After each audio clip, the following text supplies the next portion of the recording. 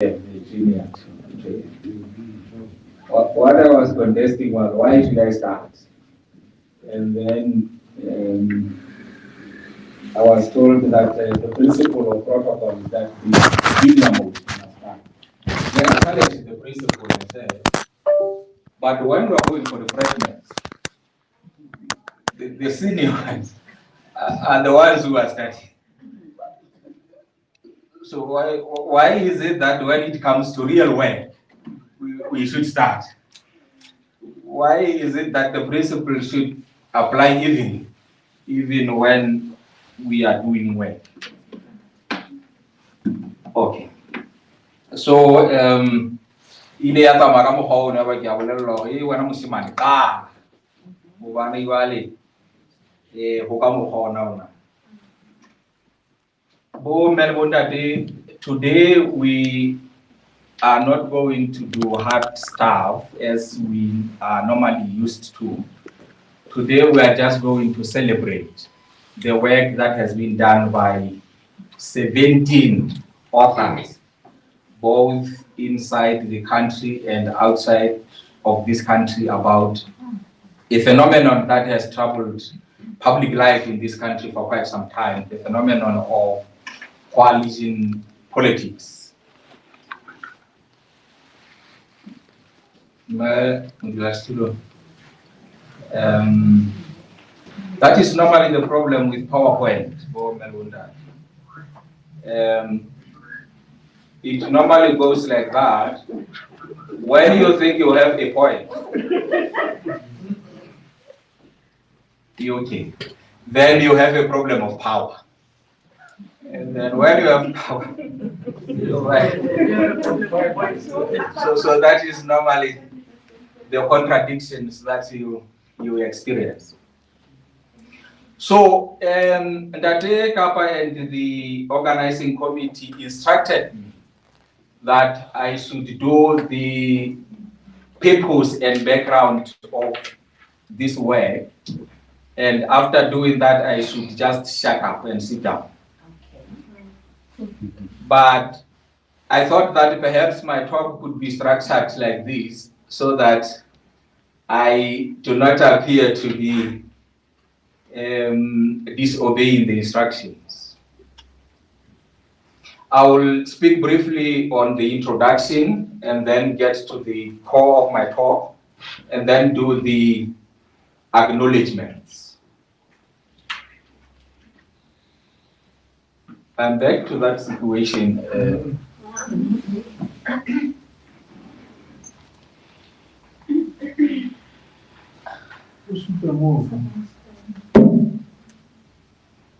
Why is it that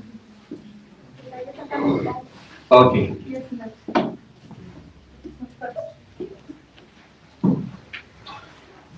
So as for the medium of instruction, I am not sure whether I should proceed in English or in Lesotho, but I realized that our audience is mixed, so I will also try to adopt that particular structure of our audience. So I will also be mixed in my approach. Can we go back a little bit?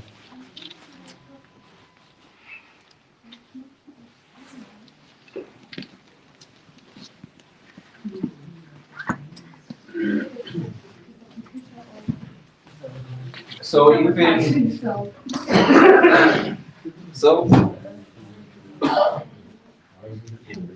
perhaps let me confess that this time around the problem is not with the point. I suppose there is a point, but we have a problem with power.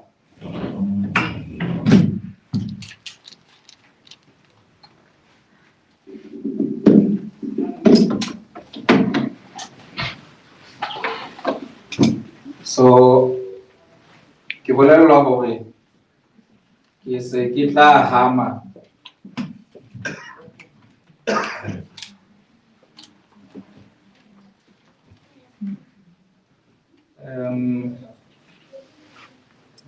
I think this one is right. Hampe fair.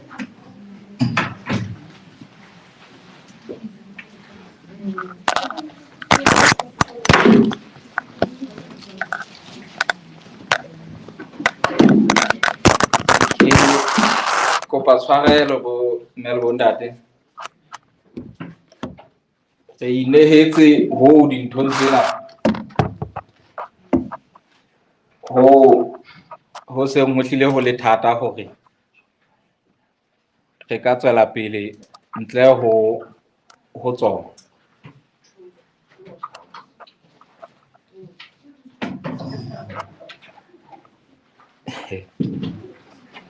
Ke teacher ya ka e feng eo e re true or false?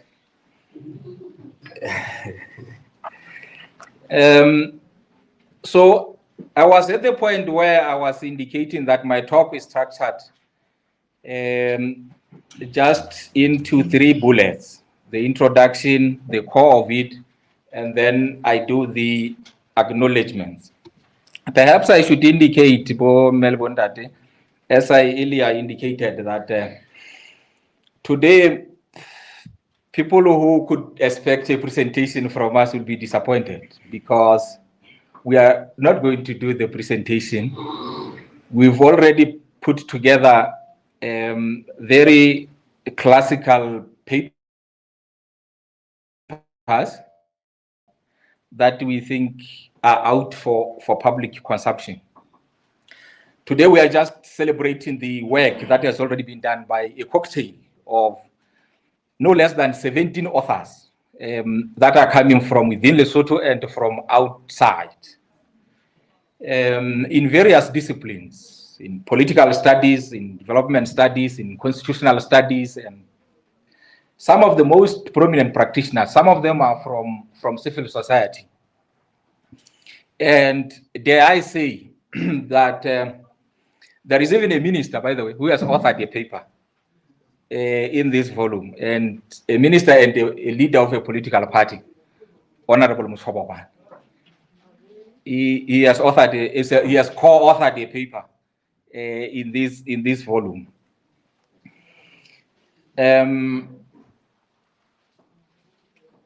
While this work represents a cocktail of authors from various walks of life, it is perhaps proper to acknowledge that the majority of them are coming from National University of Lesotho.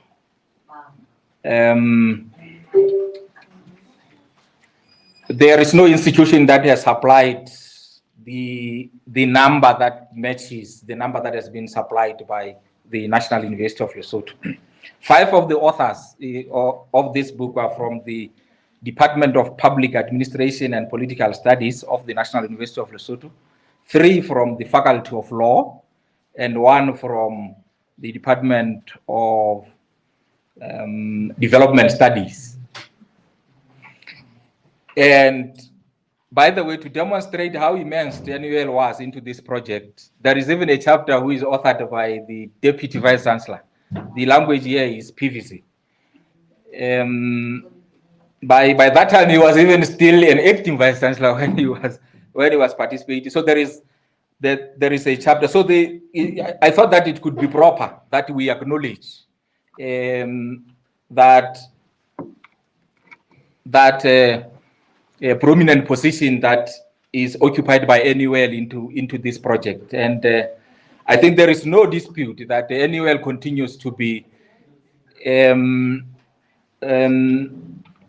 continue to occupy a dominant position in scholarship in this country generally. So perhaps it is no surprise that even in this project, NUL continues to dominate in terms of contributors. The program director, it may interest you to know that in this volume, this book volume that we are celebrating today, we have a posthumous chapter authored by one of the finest intellectuals that this country has ever produced, in the name of Dr. Monyake Moletsane.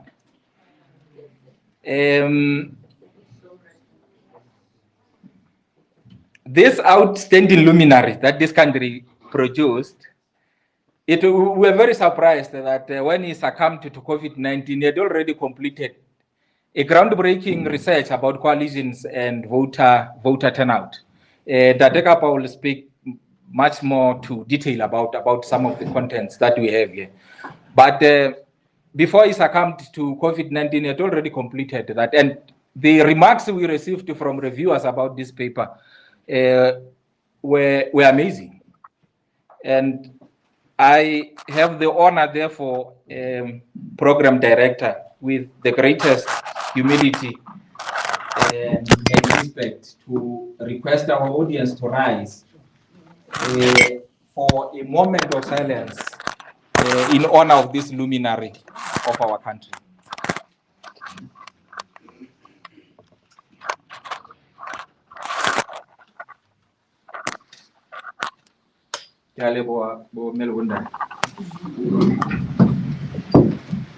I normally become very emotional when I talk about Muletsane because he is the talent that we normally struggle to have in this country. We are a country that generally struggles with talent. So when we have that kind of talent and it just slips out of our grip like that, I normally become very emotional. And I'm comforted by the words I received this morning from Dr. Matlosa about this luminary, and I want to quote those words verbatim. He says, COVID-19 has tragically robbed us of an intellectual jewel, a gentle giant who never shied away from questioning conventional wisdom. It will take us some time before we feel the vacuum he has left behind. End of quote. Let me transit, Program Director, from those introductory remarks and get perhaps to what constitutes the heartbeat of my talk. Why did you think it was appropriate that we have a volume, a book volume, this time around? This question, Program Director Bo Melbundate, is germane because since we started this journey of coalition politics in 2012, a myriad of publications have been released, quite a number of them across disciplines: law, politics, development, economics. And some of them have even been produced in this country, some of them from outside. So the question arises, why a book volume? Why was there, and why are we not using the material that we already have about coalition politics? We thought that it is appropriate to join this staccato because the problem with this research about Lesotho coalition is that it has largely been sporadic, incoherent, and discipline or single discipline based. Most of the time you'll find that people are writing from their corners in politics, in law, in their own disciplines. So perhaps we thought that it could be opportune that we take an approach that will cut across disciplines when we deal with this phenomenon, because it is actually a phenomenon, although we normally locate it within politics. It's a phenomenon that cuts across various disciplines, and much more importantly, it affects the lives of our people on a daily basis. So we thought that it is proper that we dedicate a book-long study to this phenomenon.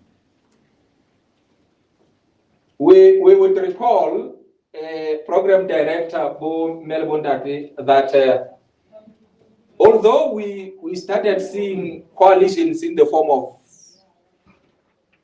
governments in this country since 2012, its build-up has always been clear. It has always been clear that when we arrived at 2012, that was the eventuality that would always come. I'm observing what is happening in the region now. I'm observing trends in Botswana, in Swaziland, in Zimbabwe, and with our neighbor here.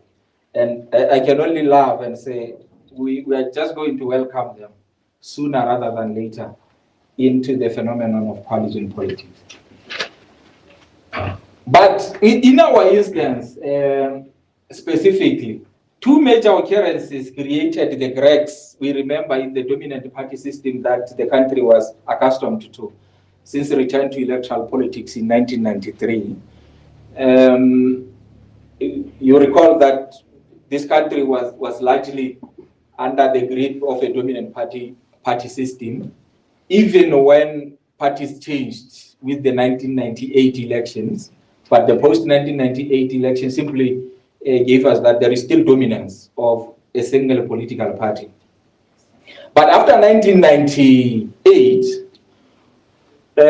with the introduction of a mixed electoral system, which is largely proportional in its nature, we started to see a shift.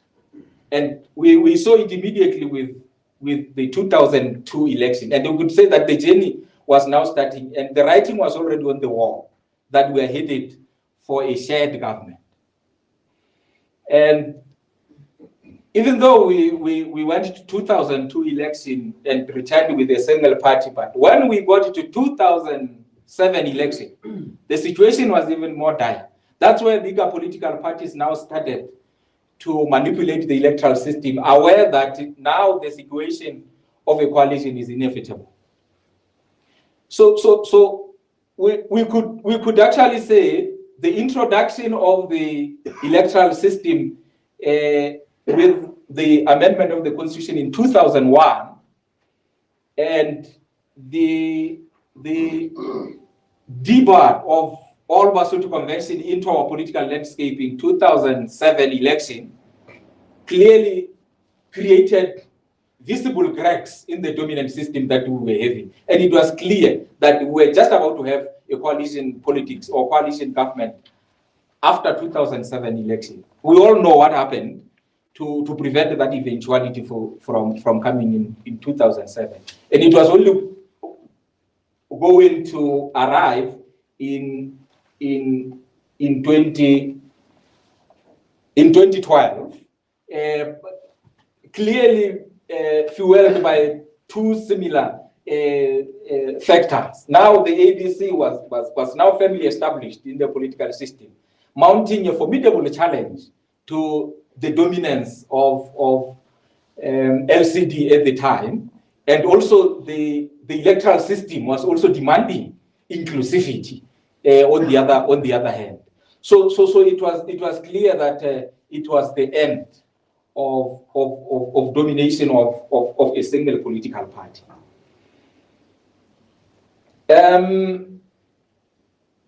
So those two factors that gave rise to the 2012 advent of coalition politics, it is a phenomenon that was welcomed with mixed reactions from several quarters. Other people were celebrating the collapse of a single party dominance and saying, no, we're going to see accountability, we are going to see justification, because one of the problems of a single party design is that there is no opposition, there is only proposition. And when there is no opposition, you can know that justification is very weak, accountability is very weak.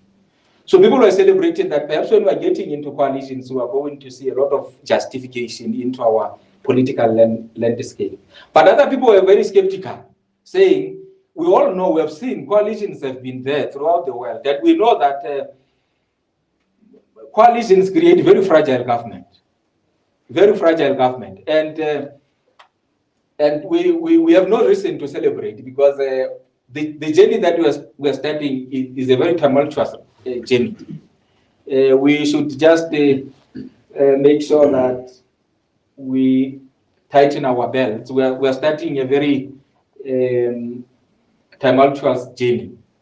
So both of these polemic views have in some way been vindicated with the lived experiences. We've now lived the experience of coalition since 2012, and both of those views have been vindicated.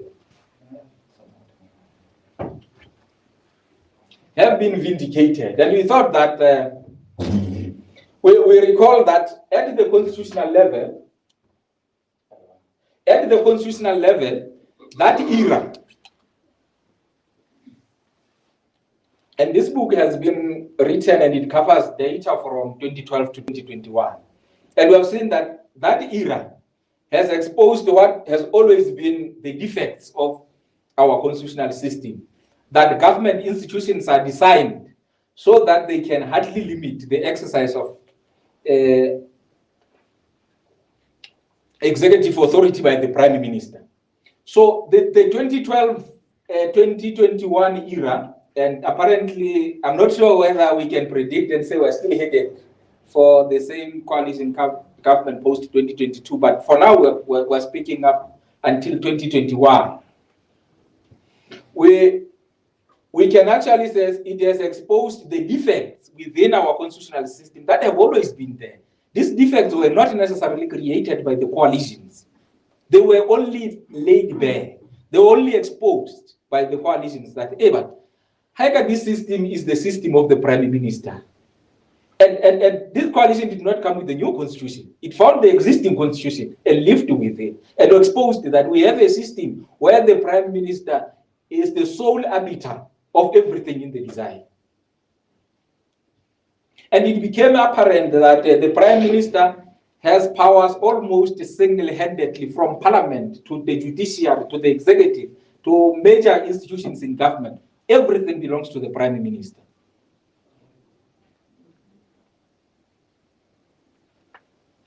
At the ideological level, and Adekapa will go to detail about some of these things because they are covered.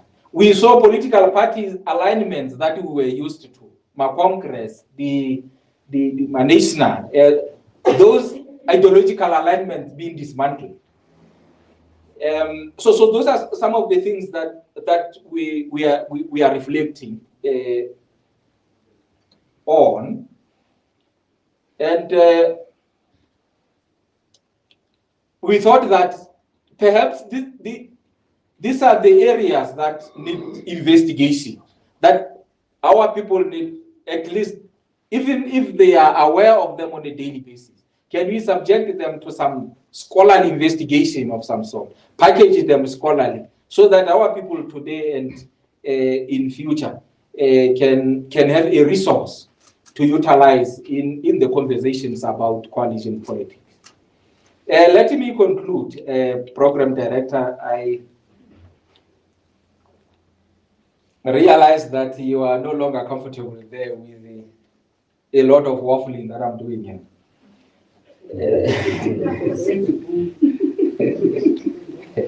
Let me conclude with acknowledgements for that clearly it would be remiss of me, if not derelict, if I would not acknowledge the support to this project that we received from the following categories of people. Foremost, we want to acknowledge Transformation Resource Center, which has always been the host of this program. TRC has always been a very trusted partner of this project. When the project started, and it started long ago, actually it was supposed to be part of the projects that marked Lesotho at 50. But we know that there were projects that were released in the form of book volumes by NUL predominantly, and we participated in those book volumes. So this one came later. And when the project was conceived, we knew that the organization that is the hot pot, Program Director, I'm not saying hot bait, I'm saying hot pot, of all progressive ideas in this country's Transformation Resource Center. The organization has a very rich history, and that history would bear testimony to this, that it has been a true resource center for transformative and progressive ideas. Little wonder that the organization came in handy when these thoughts were were discussed at conception stage. Also, we would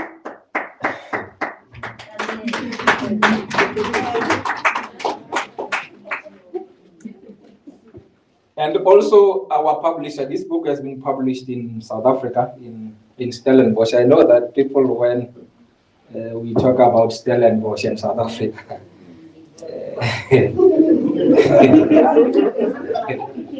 but it has been published. We wish to acknowledge. We wish to acknowledge our publishers, Africa Sun Media. We also wish to acknowledge our authors. Some of them I realize they're here. Oh, Dr. Letsie, Papa. Quite a number of them. They deserve our standing ovation. This project was nearly aborted by COVID-19, and as we indicated at the onset, we had to lose one of our own to COVID-19, and the project was immensely shaken by COVID-19. But the tenacity and resilience of our authors deserves note.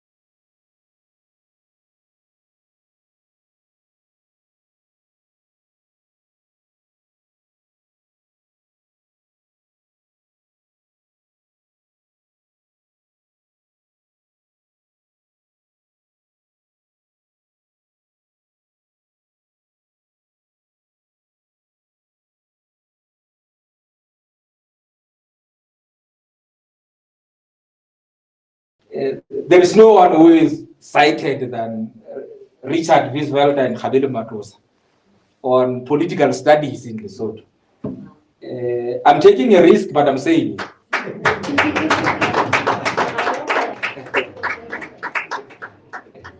it. Dr. Khabele Matosa has a chapter in here. Professor Wieswelder gave us a preface supporting us. You will see when you lay your hands on the book itself, the kind of words that Professor Wieswelder has given us. However, while every effort has been made to minimize errors with this project, the errors that remain are clearly the responsibility of the two editors. And we accept that there could be some errors, like with any other work.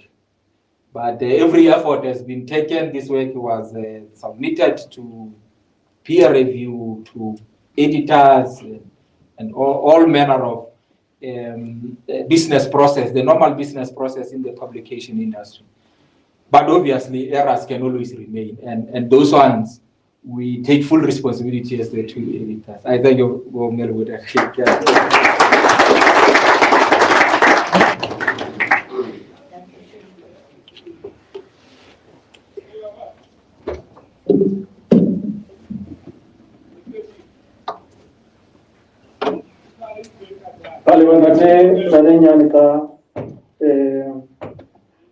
Background and the purpose of the book.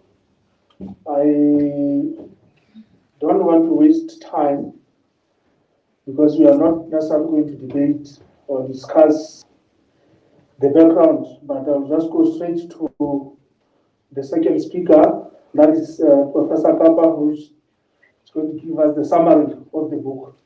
Prof.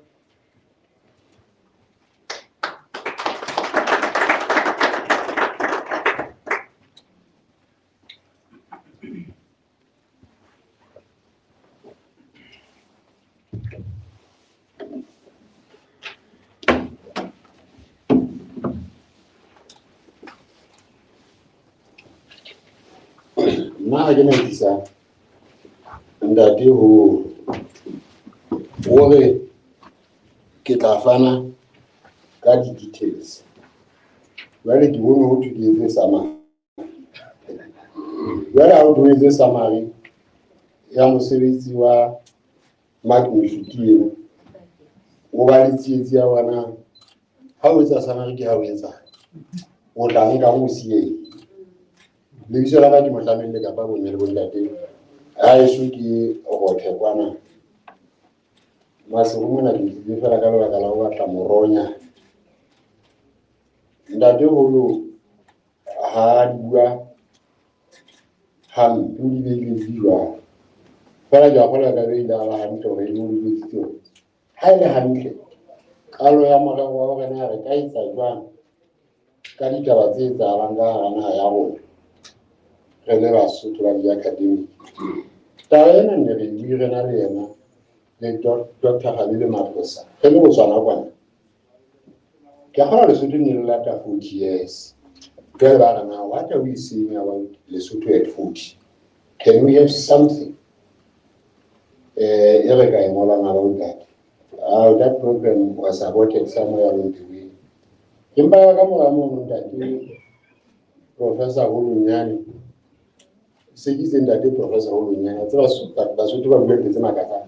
Professor Holunyane pele a ya ka mane ka university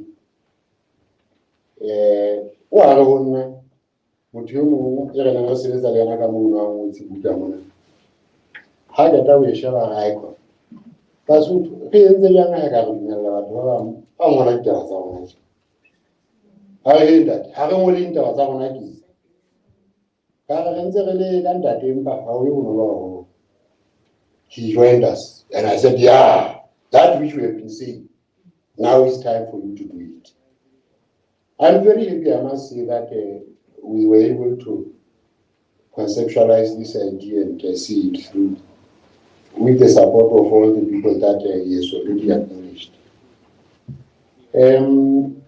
Because I saw the time that was allocated to me or to us all was very short, I haven't really done more than just to highlight in terms of the contents of the book. I didn't go deep into what the book contains, except to indicate just that what you will read in the book.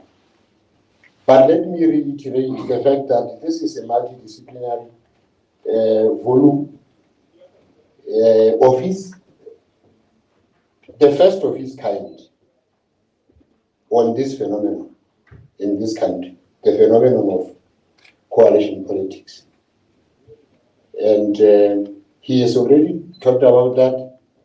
Let me not waste your time on that, but just to highlight that, unlike others maybe that people write, this one is research-based and multidisciplinary deliberate, for we wanted to capture all aspects, all dimensions of this phenomenon in Lesotho politics.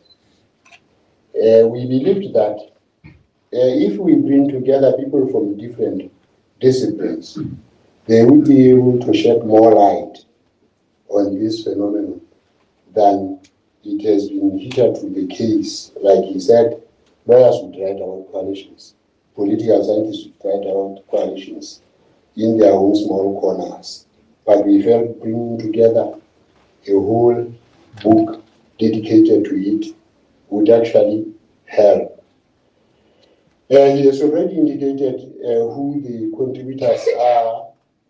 I just want to highlight the fact that we believe that the book will be an invaluable resource for academics, for students in the study of coalitions, both in Lesotho and beyond. He has already said the trends that we see emerging in the region point to the fact that the long-time phenomenon of dominant party systems seems to be dying.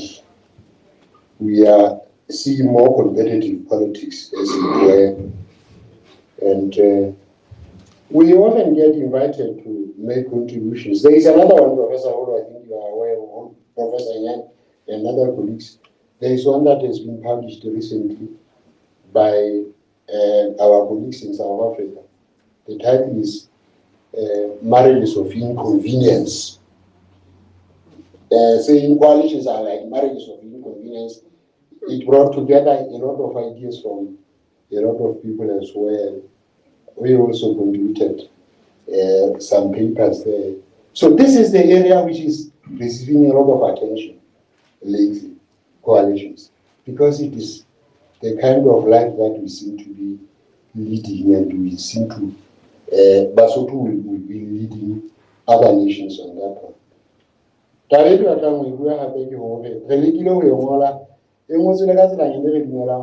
It's not too abstract.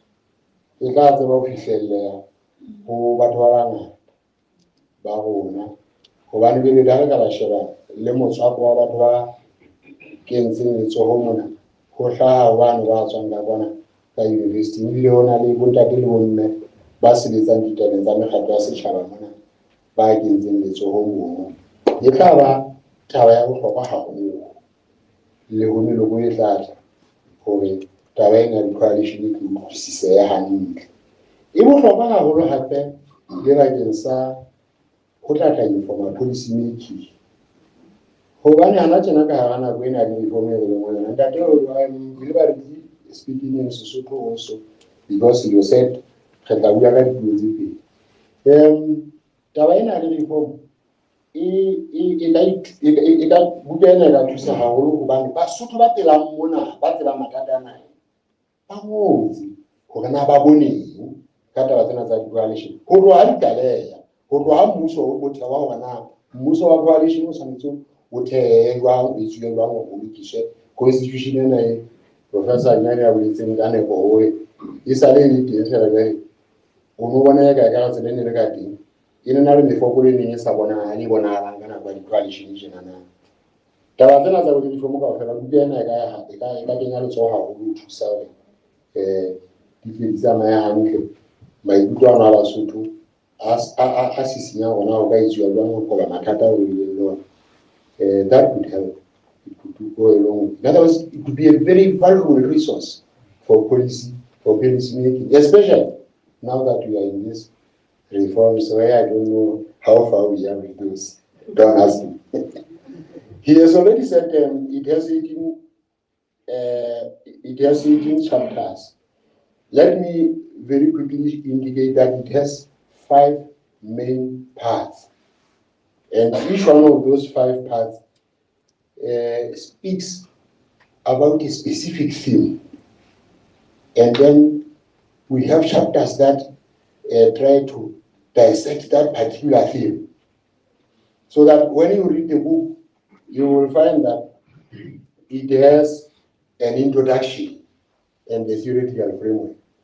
Theoretical framework, which is an attempt to try to make us understand theoretically what these coalitions really are, how they work, different types of coalitions. Part 2 of the book has institutions, power, and constitutional framework. Under that theme, you have 5 chapters written by 5 authors. Some chapters are co-authored. You will see when you get the book. We have the 3rd part of the book, which is dedicated to political parties, political stability, security, and electoral systems. You will find 5 chapters engaging that theme. The first one, the first part of the book will deal with issues of public participation, economic impact of coalitions, gender dynamics in coalitions, and comparative perspectives to see how do you compare with others elsewhere. There is a chapter on that. So that is part 4 with those 5 chapters of it. I will not, even though he said I will not do that so that you can buy the book and read for yourselves. So that you can buy the book and read for yourself. We are always accused of not reading as a nation. We want to invite people to come and tell us things. And even when they mislead us, we are not aware of that. Let me make this very quick comment.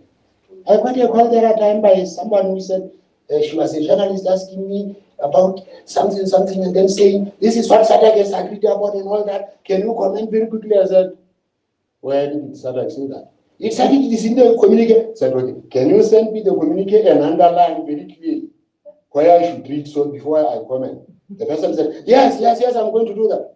The person went there to check, didn't get that until she called me to say, I am sorry, it is because I had it somewhere else.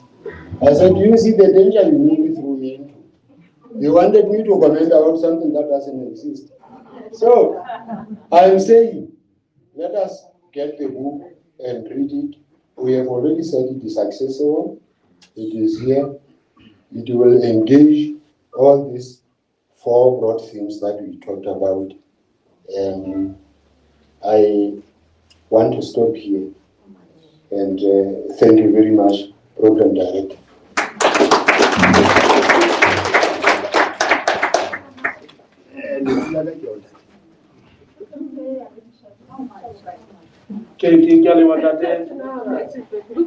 Professor Papa, the summary of the book.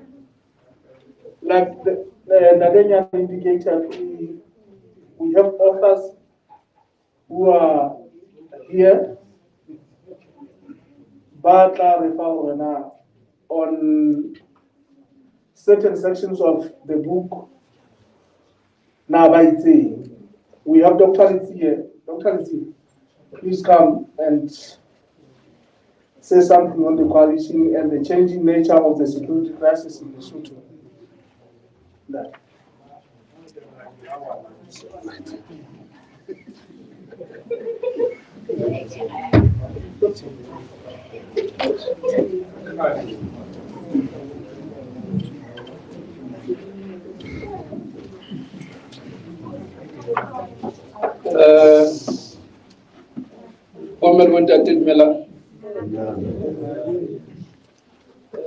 Jalo ka ke se hlalositswe lebitso la ka ke Tlohan Letsie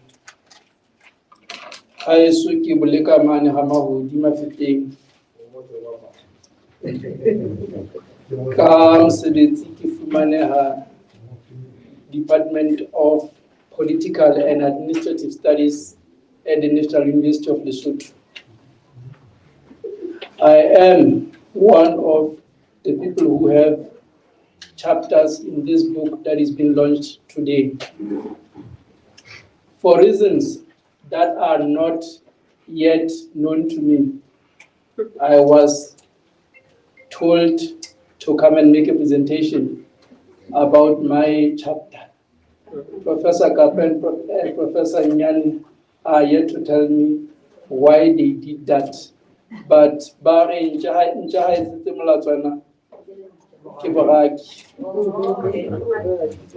I had to give me a letter despite the fact that I really never understood why of also many people they had to ask me to come and talk about this.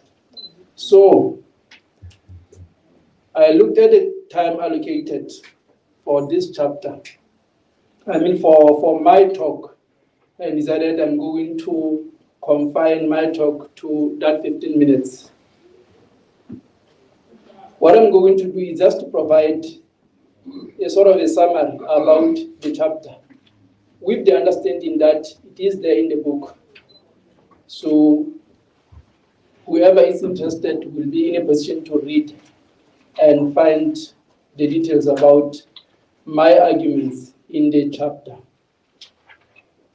The chapter is titled Party Coalitions and the Changing Nature of Lesotho Security Crisis. And just by looking at the chapter, the title, you understand that it acknowledges that there is a problem of security crisis in our mountain kingdom. What I have done in the chapter, I have started by trying to define what I take to be central concepts, starting with the concept of security.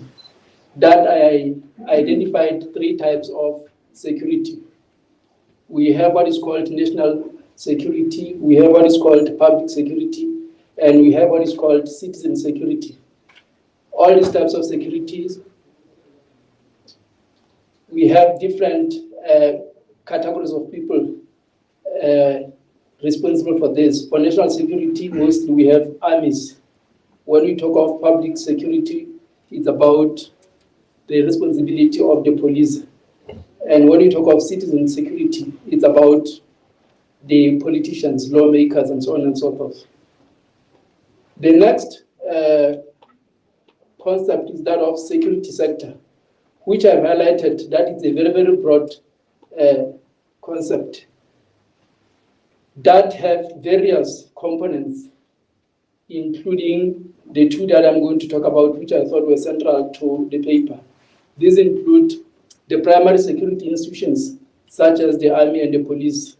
It also has a component of specialized intelligence and security institutions. This is the security sector. When we talk of security sector, we talk of very, very many components, some of which do not even involve armed forces. But for the purpose of this paper, I had to confine to these ones.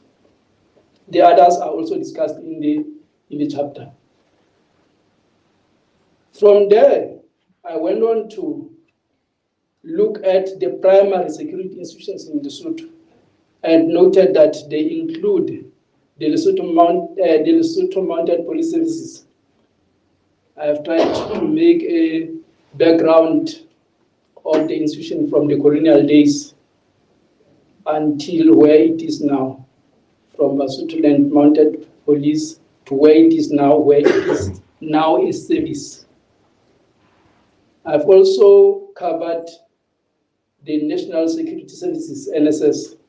I've also tried to make some short historical background about it. The Lesotho Correctional Services also goes back to the colonial times when it was part of the Lesotho of the Mounted Police, whereby they even trained together at PTC. They would train together, I understand.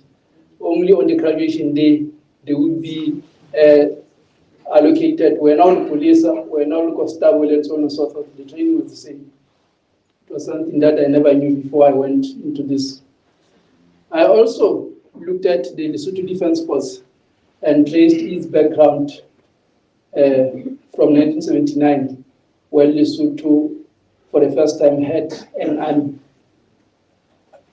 Prior to that, Lesotho went for very many years without an army. This is something that I think I have to reiterate, because it's one of the arguments that people make. Some people say Lesotho doesn't really need an army as it is now. And the argument becomes that we have gone for years without an army. So it is very important to understand that we only had an army in 1979. Prior to that, we had the police. Then if we had that, why can't we go back to that? Well, that is not for this. That is not captured in this chapter. I have talked about it somewhere else. But I tried to look at the background of the Lesotho Defense Force. From there, the next section is about the emergence of coalitions in Lesotho politics. Here, I have started talking about the pre-election coalitions, which my honorable professors did not mention. Sometimes when we talk of coalition politics in Lesotho, we only forget that they did not necessarily start in 2012. They started way back. It's only that in 2012 there was a nature, the change in nature. Prior to 2007, we know the pre-elections coalitions that we had. Handa Temti Kwatlanka, Nipianda Temanyeti. And that was prior to 2007. Post-election coalitions, this is what we had from 2012 to date. And like Professor Nyani said, it is not very easy to we can infer that there is a possibility that this is the situation that we are going to be in for a long time to come. I'm not sure whether is what Professor Dr. Matrosa still has a problem. That you still have a problem where you classified the politics Lesotho and then you talked about this era prior to after 1998 being the era of externally supervised democracy. Are we yet out of that? I'm not sure. I'm not sure whether in this one the era will go on and on forever. The next section in the chapter takes a historical overview of the security crisis itself. And here, my timeline starts in 1993. Lesotho has had a political crisis even prior to that. If you read about the formation of the LDF, you will find that most authors argue that in itself, that the formation of LDF resembled a security crisis. But I did not go that back. I started in 1993 when we went back to electoral democracy. I have highlighted that the issue of security crisis in Lesotho has to be understood in the context of the functions of a state. And people need to note that a state cannot operate efficiently within an environment of a security crisis. The state exists not for the sake of it. You are not electing people who are something. It has to be a means to a certain end. And the argument here is that if you have a situation that is characterized by a security crisis, you are not going to have that objective achieved.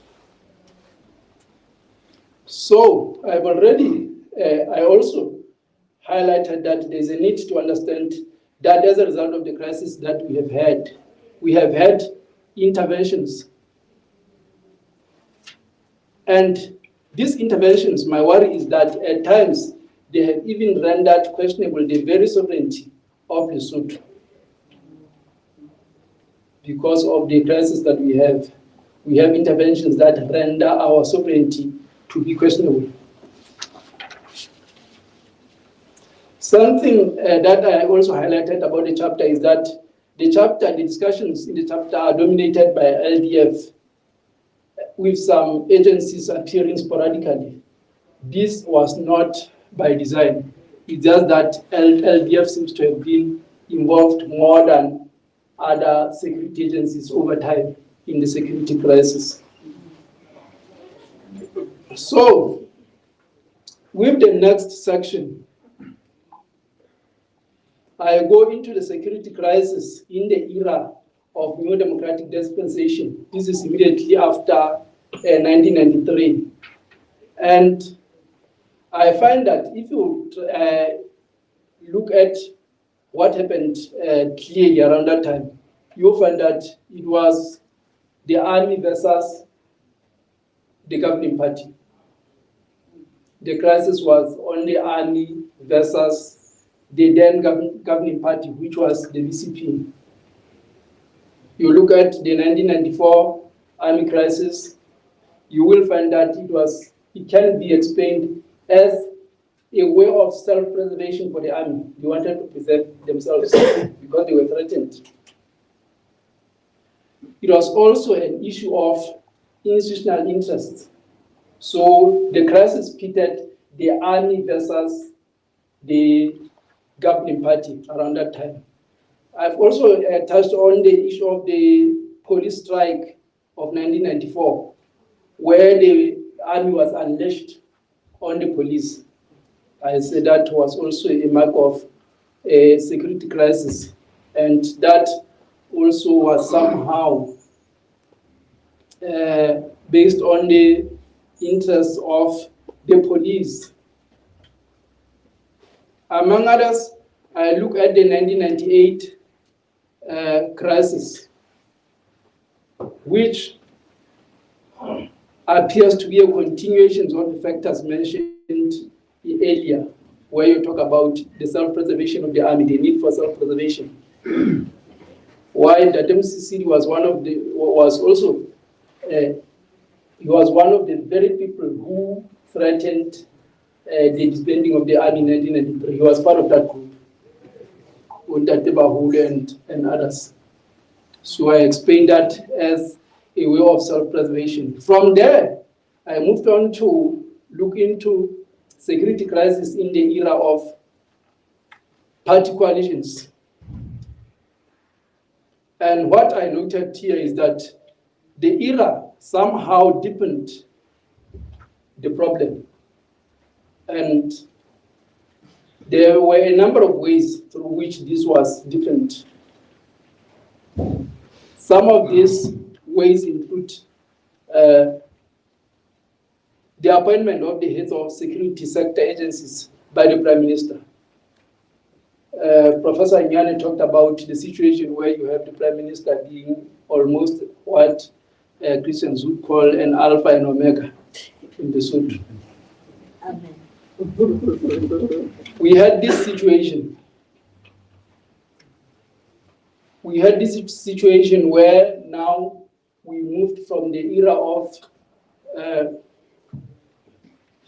Defense Commission, where now the appointment of the head of these forces were given to the Prime Minister. Of course, some of the powers were given long before the formation of coalition governments.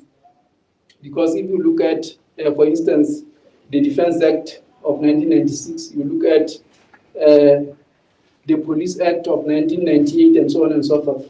But this became evident after 2012. It became very, very evident. It was as a result of this that the crisis manifested when all heads of security forces appointed in this era came, rightly or wrongly, you want to underline that, came rightly or wrongly to be aligned in one way with one political or another. And all these political parties that these heads of security agencies were associated, were aligned with, were parties that had in one time or another been in coalition governments. So here comes in the issue of coalition governments. For instance, if you look within the LDF, you'll find that I know people from security sector are very, very passionate about ranks, but please bear with me. I will not talk about ranks, I will just talk about names. It doesn't change anything. If you are a colonel and I call your name, it doesn't change. If you look at Tladika Muti, he was definitely in one way or another perceived to be aligned with Democratic Congress stroke Lesotho Congress for Democracy. Mapara Mkwemahau was seen to be aligned to ABC, or he was so perceived by other people. Within the LMPS, you have Kotatso Tswana. Whenever some people saw Kotatso Tswana, they saw ABC men. Molahleli Tsepa people saw a DC man. Holomamudibedi, people saw a DC man. Go into NSS. Tumalokoa, a very close ally of Tadikamuti. Definitely he was going to be seen through the same eye as Tadikamuti. My home boy and brother-in-law, Pierre Loralenkwan, associated with the Lesotho National Party. Go to LCS. Mate Famahalimeli seemed to be aligned with the Lesotho Congress Democracy. Thabang Motep, I think he was the youngest commissioner, yet one of the most controversial. AD. What does this say? If you have heads of security agencies that are giving these labels, it says there is something wrong, considering what the role of security agencies have to be. And I said this was a result of the powers that were given to the Prime Minister. Of course, AD had never been in government, but Motepu, if the thinking is all right, came to occupy that position by virtue of being aligned to the AD, and the AD was part of government then. So this is how problematic the situation is. Another problem that has been highlighted is that as time went on, this politicization of the security forces now spread to lower ranks of the security sector. We see the spread of politically motivated recruitment now within the lower ranks of the security sector agencies. Here, I have tried to look at the examples, including in 2017 when Datemunyana Moleleki made an admission of partisan recruitment, where he indicated that they sat down Yababasea cake 250 by Yahola Le Batwani Banale Bona in government then. He admitted that. He's on record. What does this say? We also I've also talked about him also admitting the issue of 100 vacancies within the Lesotho correctional services, which in a similar manner,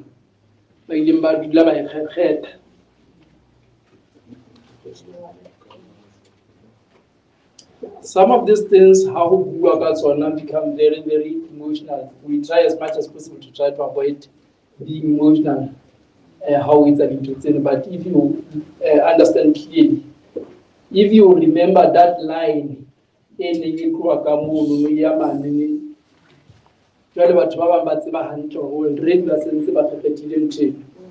is very, very problematic.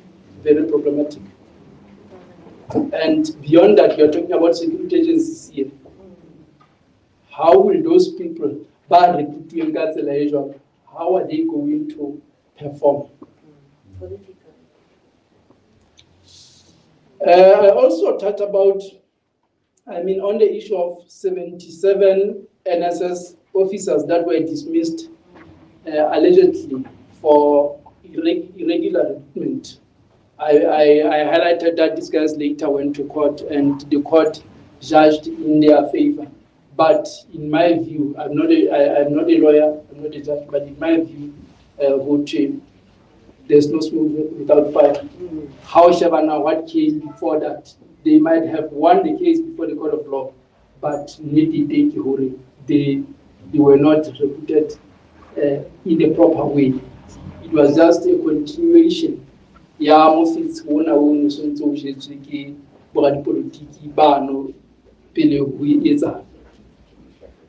I come back to 2021. These are just some of the examples. 2021, allegations of political influence in police recruitment, where one minister, police minister Ganakwenu, Mersinagwan, was alleged who came to Lesotho in a situation where, according to journalists, but 25 Banemba Hindu from the recruited from Tabateka district.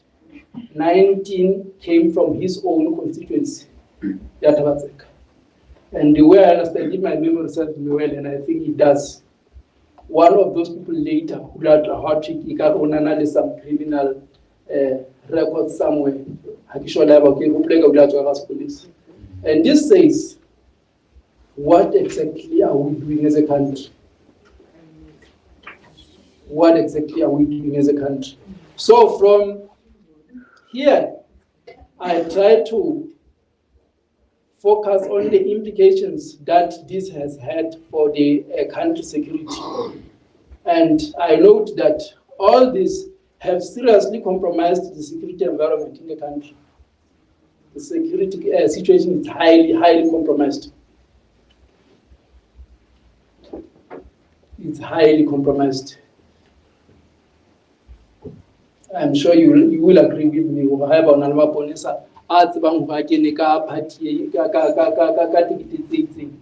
will definitely try by all means to protect what one. After all, we cannot. So the situation is highly environment, and we had a situation where the police generally, now it had trickled down to the general police. The police were at one stage associated with the ABC, while the army was associated with LCD and DC.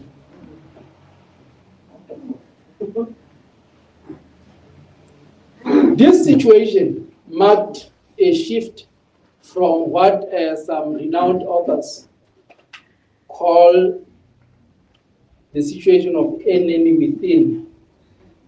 An enemy within.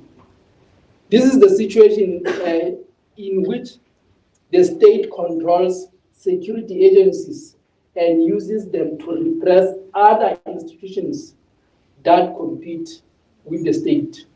In Africa, it becomes very, very evident when the army and police is used by incumbent governments to fight opposite parties, to fight others. So here you have the state, the government, using these institutions to fight external wars, but it is an enemy within the country. Remember, I said when you talk of national security, it's about the army. The army has to be concerned with external threat. But you have that one sentence, Kahara, LDF, Tiering, Batla, Tusana, in issues of public order. But we have found that because of lack of that external threat, in most cases, they would be used to deal with the enemy within the country, contrary to what they have to do. This is something that is almost normal everywhere. The state controls the army, controls the security agencies to deal with other institutions that are competing for power, political parties, opposition, and so on and so forth. But now, in Lesotho, with the current coalition governments, we have the situation where the state itself is divided between various coalition parties that all compete over security agencies that they use to repress one another. Maybe I want to repeat that. The state itself is divided between various coalition parties that all compete over security agencies that they use to repress one another. Hi, Bakseverisa, he would say, coalition,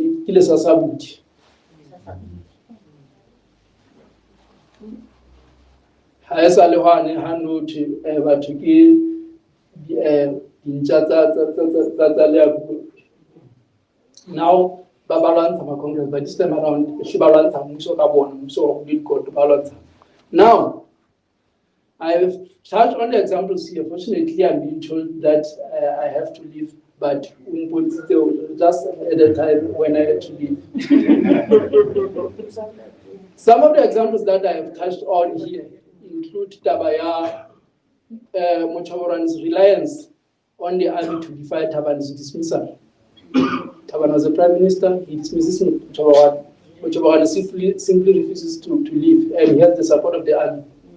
Yet Taban is supposed to be the commander-in-chief of the army.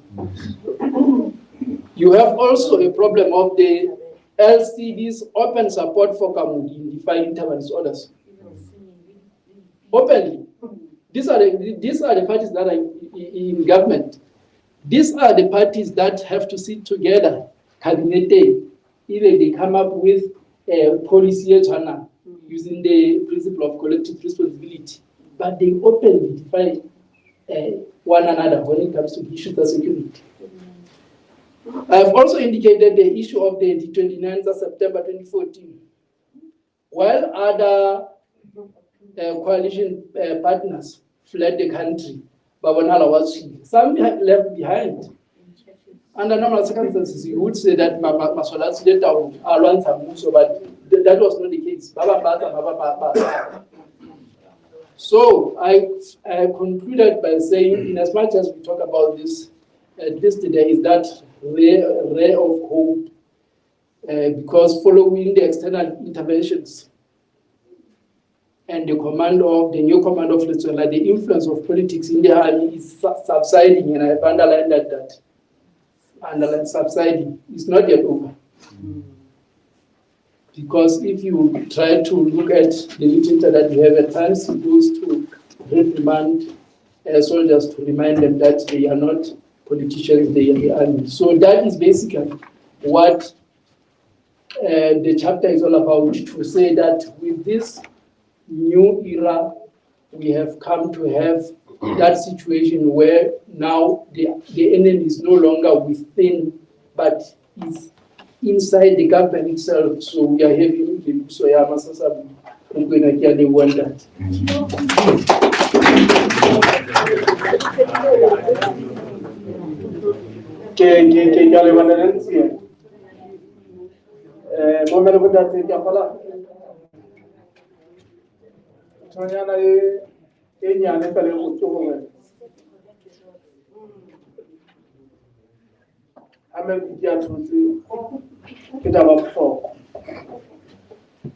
Una le reflection e nyane o utlwa ka nna decision tsa etsa yo re lokela re nke hore going forward na ha re tlo ba le coalition tse ding tse tlang bohle ba taba di coalition ba lokela ba tshwara dintho jwang.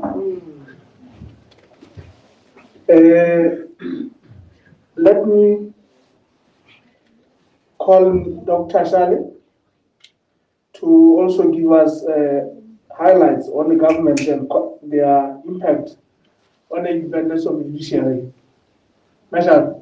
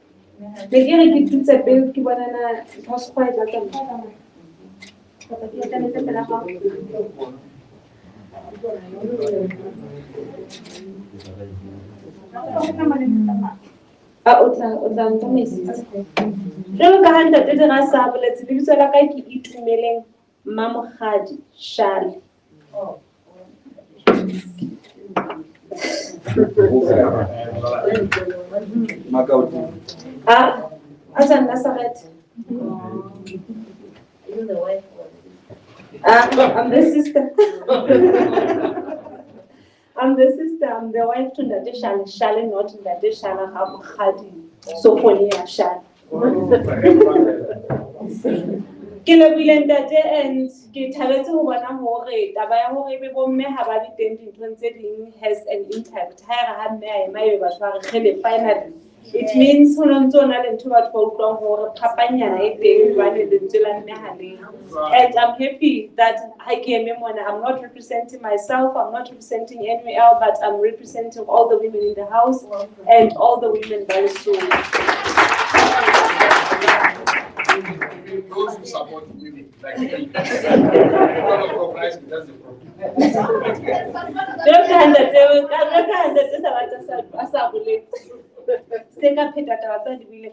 I contributed in this book, chapter 5. You will see when you read the book. I did not write it alone. I co-authored this chapter.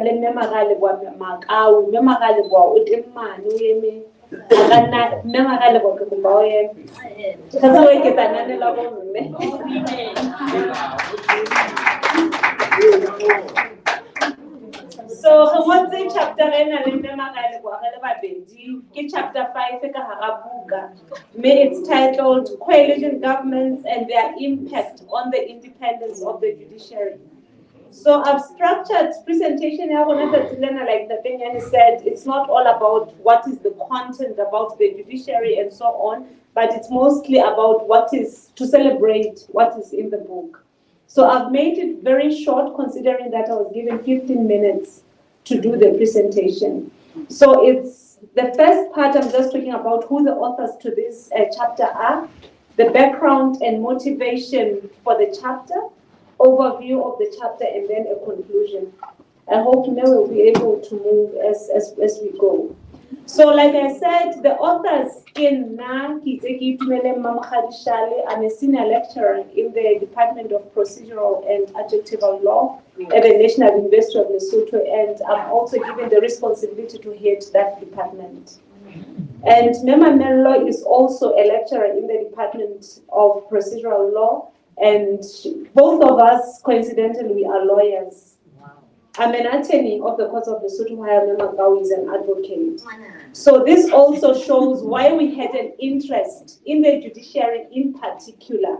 It's because we are lawyers and we know that the independence of the judiciary affects our work, affects your rights, it affects the mandate that you give to us to persuade in court.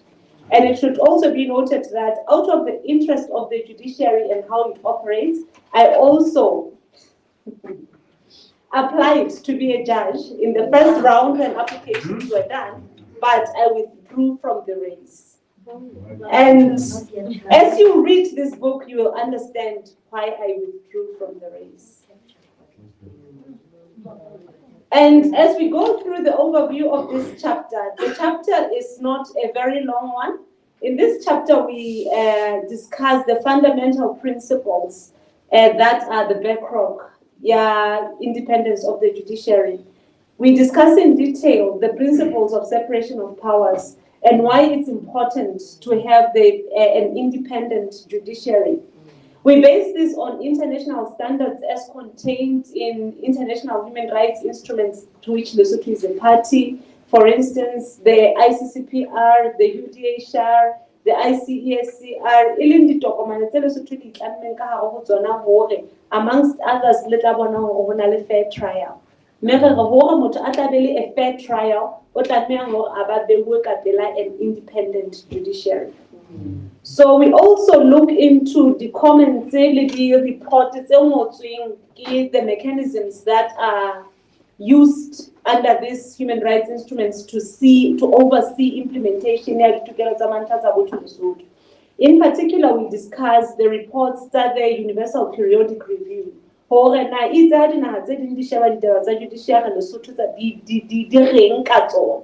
look into particular at the 2010 cycle. There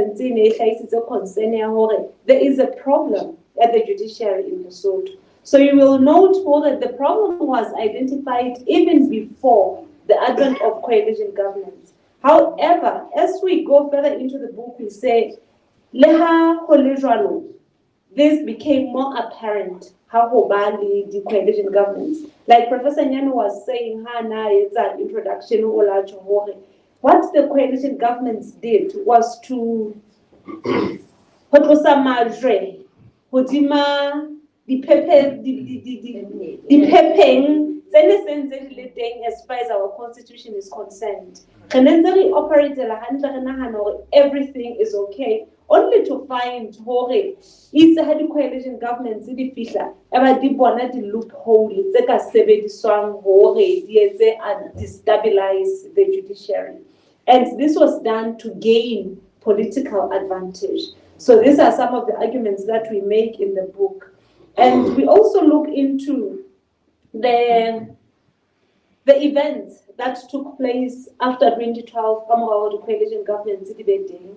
The judiciary, the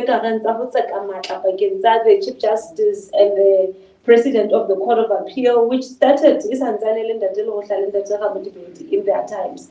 And then we also see over and above the constitutional loopholes, we have also had situations where the judiciary itself invited the executive into the judicial affairs, as a result of which a window was opened for the executive to see how the judiciary is penetratable.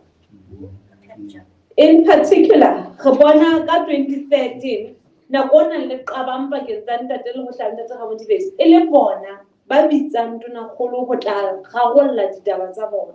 And the argument is that yona invitation yo ke nngwe ya dintho tse ileng tsa bula le madi ho etsa hore ebe executive ya hlokomela hore na judiciary e ka sebediseha ha kae le hore na molao wa rona motheo o masoba ha kae a ka sebediswang ho bona hore judiciary e hloka botsitso. And then we also discuss the appointment and removal of leaders of the judiciary for political convenience. We discussed at 2015 how the President of the Court of Appeal in Mustate Musido ane a honal attempt until the time Abila Kosa Abila Hukiseta hape the whole Kosa there it had an effect on the independence of the judiciary, even on the trust ebatubana leona makgotleng a bona. Ke nako eo batho ba leng ba qala ho hloka tshepo ka ho makgotla, because qetellong ya letsatsi ba le ba hlokomela hore makgotla are not as untouchable as they are supposed to be. So those are discussed in the book, and Professor Kapa said so that you are encouraged to read the book. So that you can read the book. And then, apart from this, we also discuss enforcement and coalition agreements, or due to the relationship, the marriages between the coalition partners, between political parties, who got the coalition government agreements, some of which are not founded in law, and became problematic. In particular, we discuss a case here, Senatla versus Minister of Law and Constitutional Affairs, versus Minister of Law and Constitutional Affairs, then in Clause 10. And then we try to show it is because of the advent of coalition governments that we have had cases like that, which also ended up in attacks against the judiciary. And there's also a case, Yamotera Metsing versus the DPP, 2018, and the Gorokoro Constituency Committee and two others versus the ABC, 2019. So we have tried to look at the cases even prior to coalition governments up until had coalition governments in the day. And we conclude that the relationship between the judiciary and the executive has always been one that's apparently peaceful. And it is only with the advent of coalition governments that the relationship what were initially the fine, what do they call them? But what the hairline cracks. Finally, the gap with the abulea had coalition governments leading. So when you read the book, you will understand where our arguments come from and how we relate the issues of independence of the judiciary to the coalition governments. And a recommendation is made that as we go forward, there is a need to to reform our constitution in particular, and to remove all these powers, the alpha and omega powers, from the Prime Minister, because it is because of such powers that the Prime Ministers, or coalition governments, they have done it on the judiciary. They've been able, whether it through removing the Chief Justice, I forgot to say, but when you read the book, you will find that we have also discussed the Chief Justice from the judiciary and how that is connected to coalition government.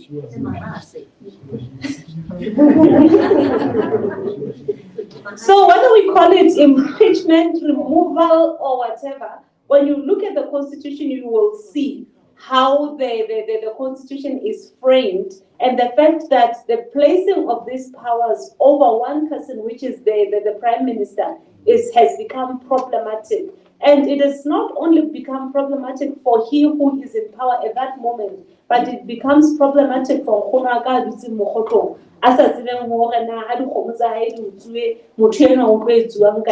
So when we look at it, we should not only look at it with the lenses of our political party colors, but we should also think of the grassroots level and the impact the non-independence of the judiciary has on the ordinary Lesotho men and women in the streets. On that note, women went to take a look.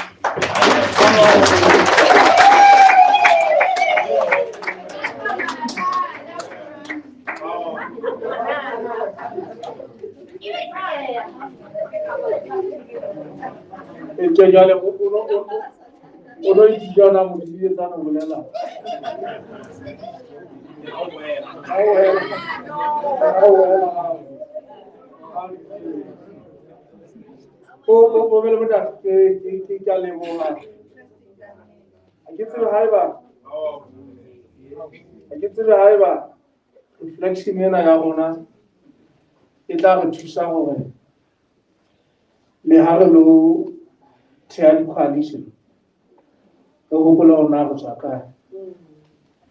E ka nna ba ha ho bohlale hore ha re bala buka ena fela re nke fela ka hore e ngolletswe ho tloha ho bua ka di-coalition politics. Re tla hopola hore le dikgetho tsa le dintwa ntse re busa ka one party state, ntse re na le dintwa ntse re ka ga di-coalition. Kona di-coalition tsena re ithuta eng ka tsona ntle le ha ba re ithuta ho ba di-coalition tse di sa menyetla fela to certain people fela di sa thuse ho naha e tsebe hore e ya teng. Taba e nngwe ya bohlokwa bobedi ke hore re nkile dihlooho tsena tse pedi tsa taba ya Ntate Letsiye le ya Mmeshane e le hobane di na le serious impact tabeng ya stability sa naha. Hobane ra hopola hore ha Palamente e sentse e na le mathata ana ona ya ba leisetsa ho judiciary, ya ba leisetsa ho security. Qetella letsatsi re lokela re dikgotsong by force. So rona ho lewe kotopo hore ntse re le mona mo ntse re Ntate Mkhondo. Jana jwale ntse re se re le tsala hore nako e fele futhi ka July re tsoya dikgotsong. Ke nako ya hore re utlwe hona ho na le bana le matsoho a gareng ha go hlalosa hanyane mona kapa just clarify before re thetha. Mola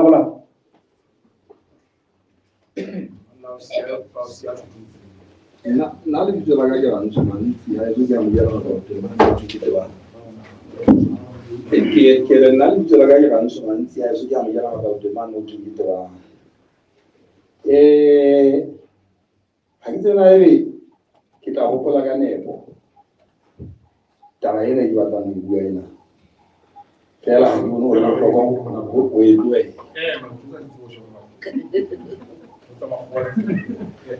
go na le buka e bitswang Contemporary Constitutional History of Lesotho e go se ke Ntate Makutu. Contemporary Constitutional History of Lesotho. mane nga bua ka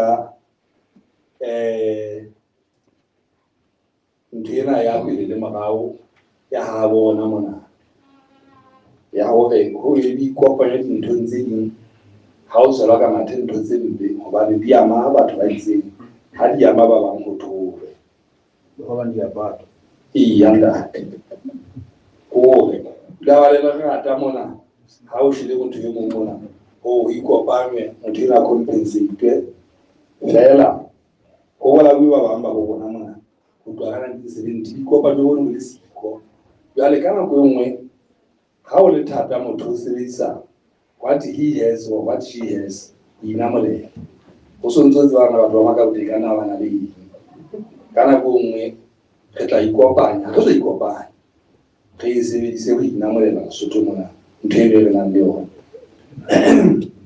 ke bua ke rena hore ntate Maputo hore because there is no neutrality in politics it is of no important hore re iketsise ka hore ebe re motho e mong a hirelwe mosebetsi o re mo tla ba neutral because there's nothing like that in life. A person falls on either side. In one of these states they go but then I we if judge I dictate ya politiki hore na ebe le bonnete ba bona motho eno wela kae go fapana le ha re iketsisa re ka mosebetsi wa hae ka motlamela wa neutral hence there's nothing of that jale motho eno a tlo re beta mona a le ka ga institution eno a le ntshe kotsi ntho ntsena ka ofela nkila ka ba parliament a ke sa ba lo chakela fela parliament mo la re go le go tlola teng ka mo ka 1997 ha re ntsha ka mono hobane fela re party ile te ya ka mono e vote unfortunately makarabeti I mathela a fitla kena ho yona mono ya ba di PS ba tsena ka ofela mmuso hona o ne tibe ka tsela mfuta o ba o tsaletse tsela ntho le se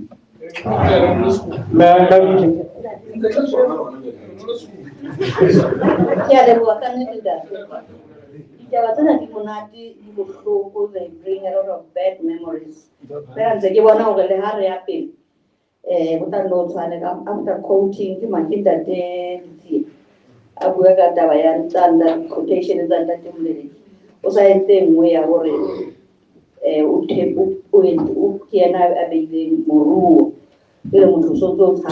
forward. Anyway, what can you think how Abe Muru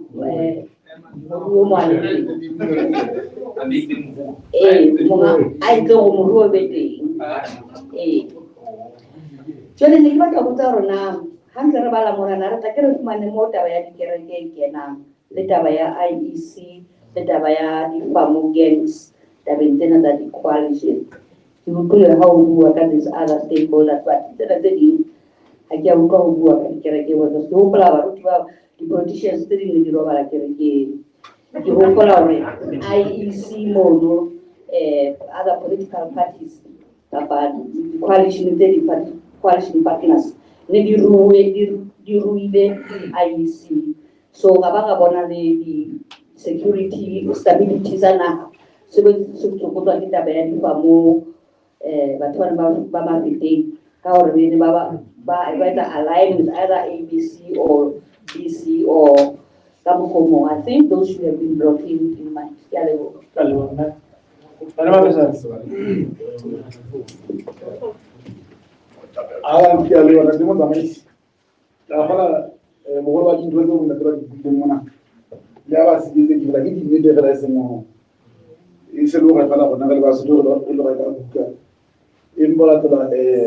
The kind of political system that we have in this country is not something that can easily get out the door.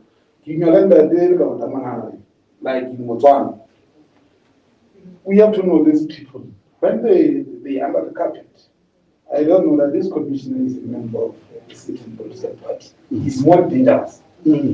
Whereas when I know, I've been in parliament about the politicization of this security sector.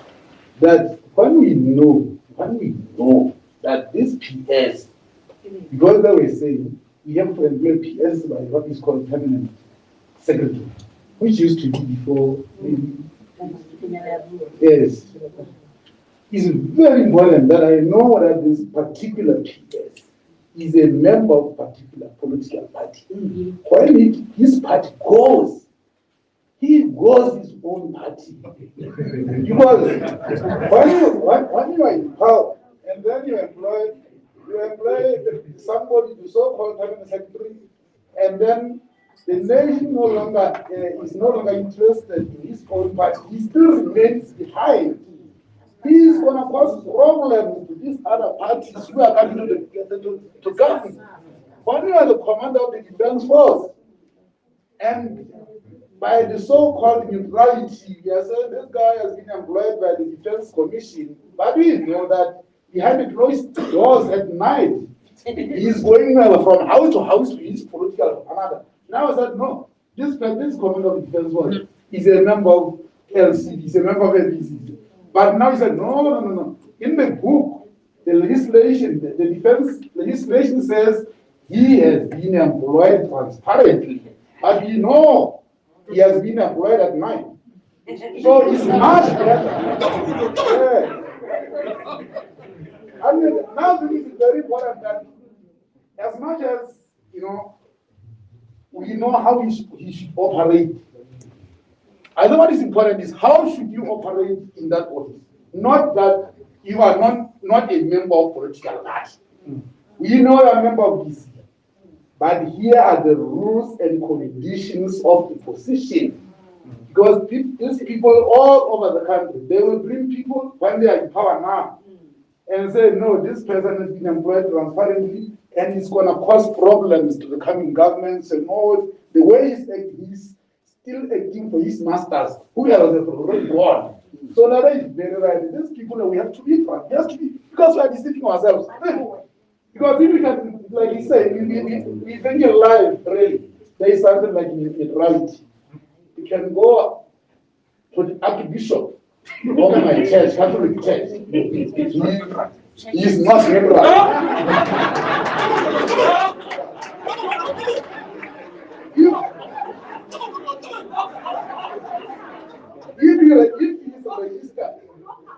If he is registered as a voter, if he's registered as a voter in this country, there is no neutrality in that. They go to the Chief Justice, they go to the Court of Appeal, first not the Court of Appeal. And I say, no, somebody should be the Court of Appeal, should be neutral. But this person is registered as a voter in the country. What do you say? That is his right. His constitutional right is to go in the ballot and select which party he likes to govern. What if that party doesn't win the elections? What do you think he's happy? Do you think he'll be happy? Not at all. So that means really this is what neutrality. Now we have the snakes under the carpet and they cause problems in the government. And as long as we hide the snakes under the carpets and the audience, we will never solve this problem in this country. Let's be transparent. There is nothing wrong that I know that Commissioner of Police, because there's a certain political party, there is nothing wrong that I know, that President of the Republic, as long as he has to independently maybe decide the case like this. But I know he's a member of this. But as now I go and somebody doesn't even know that I know. I go there I have a case with DC, obviously in political ABC. But now the Chief Justice, I know it belongs to DC or to ABC. But if genuinely, I know, at least we are going to condemn him and other judges are going to look at, did you apply neutrality on presiding over the case? Yeah, they are dangerous when they are not going to happen. Thank you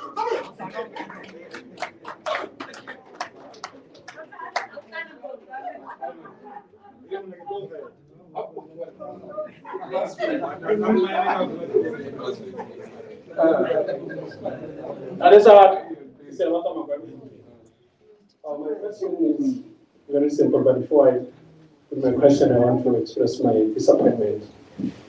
Of all the, you say 16 or 19 offers, So if my ears didn't disappoint me, only 2 women contributing authors.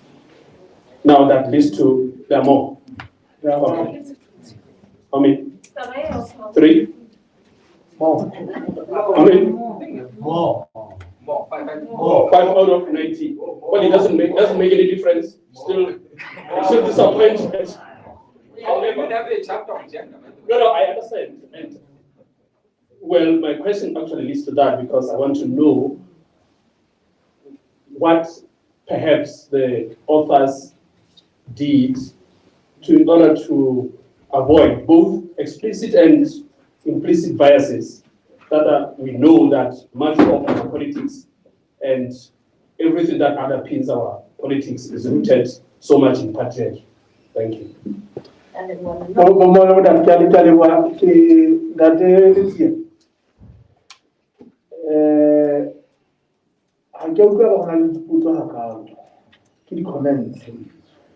There's only one question from Vanessa Abada.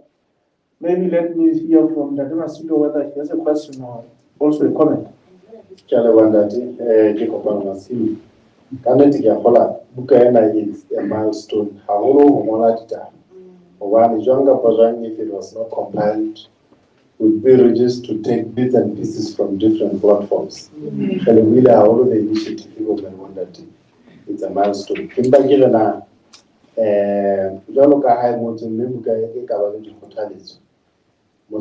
Assumption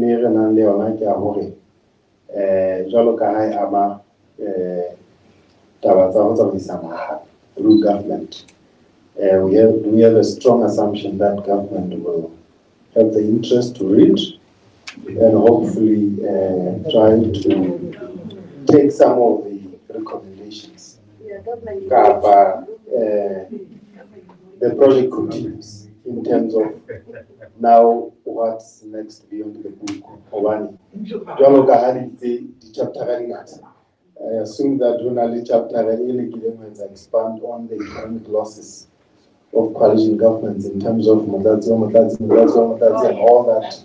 The economic burden which the coalition government will extend on a very small economy just to appease the model. From the platform, it's an important project, until those that can do it in Parliament can really take a huge interest to make this wonderful academic work into a practical life-changing actions for the betterment of our country. Otherwise, it will be another book if they have honor later. I really assume that they are good politicians with good intentions to read books and to understand and make changes. If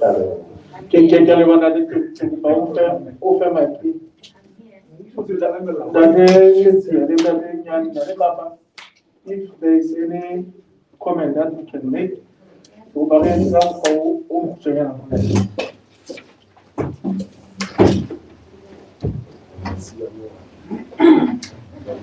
Yana ka nele ka mokgwa o mo kgutshwanyana haholo hobane ditabeng tse re iswang ke ntate Mapesela le motjhafo ona wa haeso ke ditaba tseo re ke keng ka di engage because today taba ha se ho tla engage nang hakalokalo ene le ho tla hlahisa fela ne re ka di beitang ditaba tsa depoliticization what tsena ka dipa ke maikutlo ao ba nang le ona hona jwale. So I don't think today is the time and platform hore re engage again. Club can be beating.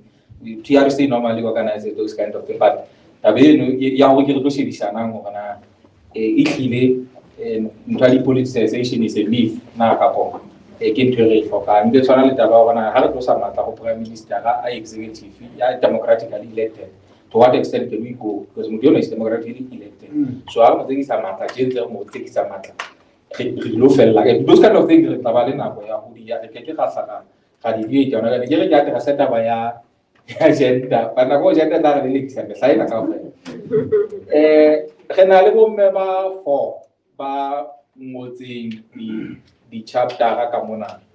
the way, as was solicited more the call was out and it was open. So it's not like we chose the author, which is normally not a bad thing, and it happens with other projects. But with this project, the contributors were not solicited. It was an open call. And then we received the responses from 4 female contributors. And one of the came Mamelo Akopani, the Dr. Shali, the Professor Mutswini, Hapeki Kimme Rakulu, the one who actually authored a chapter on gender. Mema Mello Rakulu is the one who actually authored a chapter. She's here.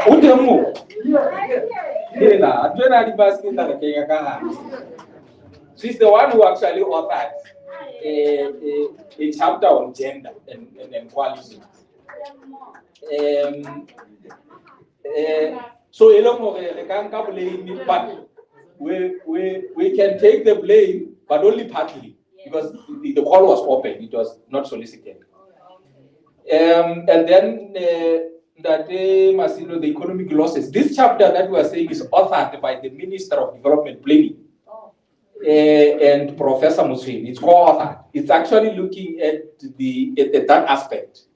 It goes to detail about how coalitions have costed us in different aspects. So we're very privileged in terms of data, because it's the person who has been in the Public Accounts Committee and looking at how coalition governments deal with that cost. So in terms of data, we can refer people to that chapter. It's authored by Honorable CDB Mochawawan and Professor Musui. So the economic implications is covered. In terms of the next project, we are looking to the 2022 elections, and the concept is already up. We are going to have another project on, because we're trying to close this space. This thing of our things being written by other people is so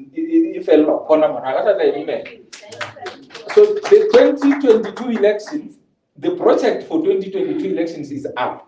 We are going to have a publication, either a special issue of the journal or a full-blown book like this one, dedicated specifically to 2022 elections. So we cannot allow a situation where people parachute into this country and then pretend to be studying what is happening in Lesotho, and then it's really the authority and specialists about Lesotho public affairs. My comment.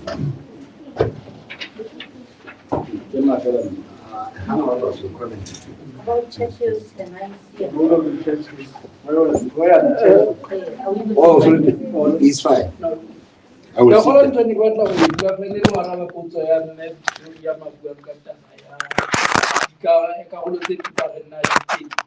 have to admit, you can I get a lack of and feel like the just move and get a like or an idea.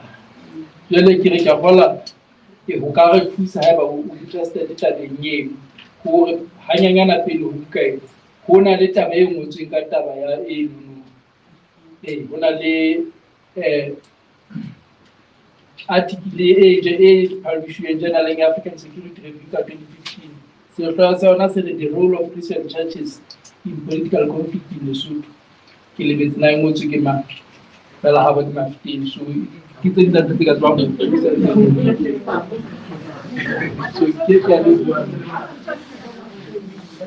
I can get your option now. Kiao. That was another agenda you had. You know, Hatas are all over. You got away so that Professor,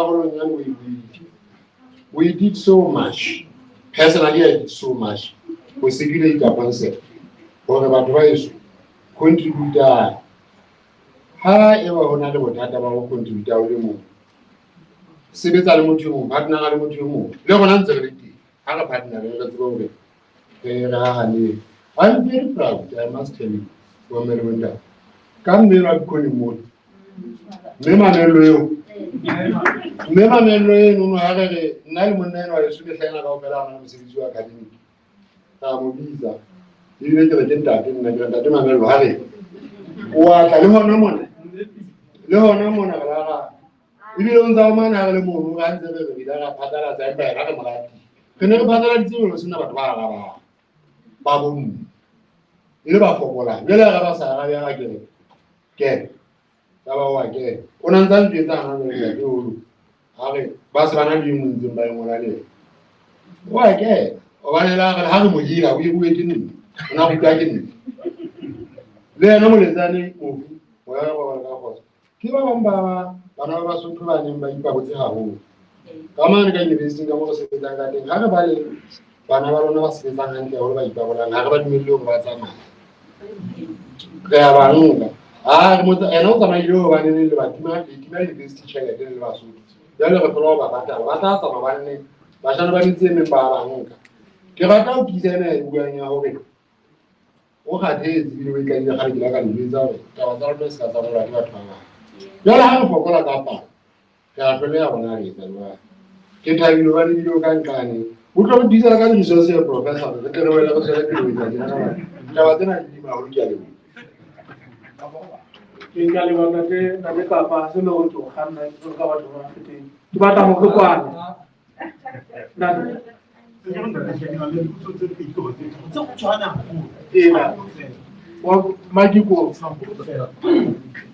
Ke a leboha jwalo ka ke Sokotso Lephele from BNP. Ke ne ke re ntate potso ya ka ya pele ke na meifo ya coalition e ntseng e tswa ho batla boeletsi ka ntle ho naha ba kgutla ka ditsebo tseo na potso ya ka hona le kenyeleditse ditaba tse kang tseno na ke tla fumana ke utlwe maikutlo a lona hona le ya mmele potso ya bobedi na hona le moo ho bueng ka taba ya di-first lady tsa di-prime minister mme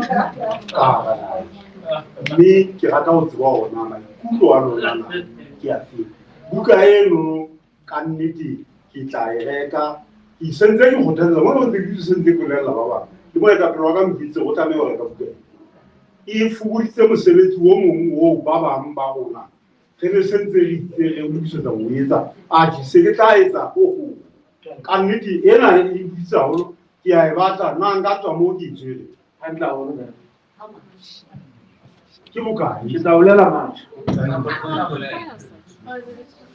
ka kgale ya qetela fela go bona na le ebook ka bo ke ntse re tlo e tsa ya jwale ka batjha ke buela la batjha ba ka ba le kgahleho haholo ba seng ka hara naha re na le metswalle e mengata lefatsheng ba tlo ba le thahasello ba ka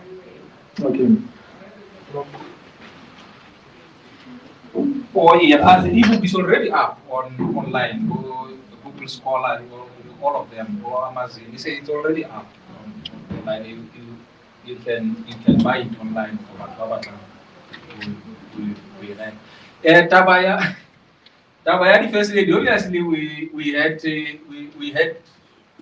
first lady. Let's say one first lady that dominated in that period, and there are several chapters that are featuring that position, because obviously it's one of the key factors in the coalitions.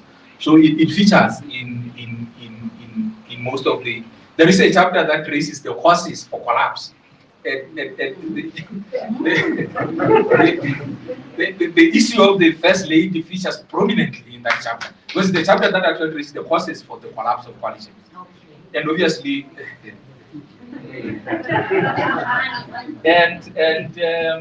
Hannah puts him in a thing. For anything. Oh, the Commonwealth, and no, obviously, a well-rounded study obviously would take stock of everything that is happening. So the Tabatabo Prasad, they are covered in the. Rest assured, everything that is prominent or happened prominently within that era, whether you are Prasad or you are Ramaphosa or you are who, for some reason you appear in this book. Or you are Puma, or you are Kambi, or you are whoever. For some reason, they are covered. There are no prominent players and processes and eras that happen within such a short space of time that we do not cover. We are done for today. But very clearly we are done to Bagile we have that Nyan that Kapal that Nation. Both of our budget is all Kenya.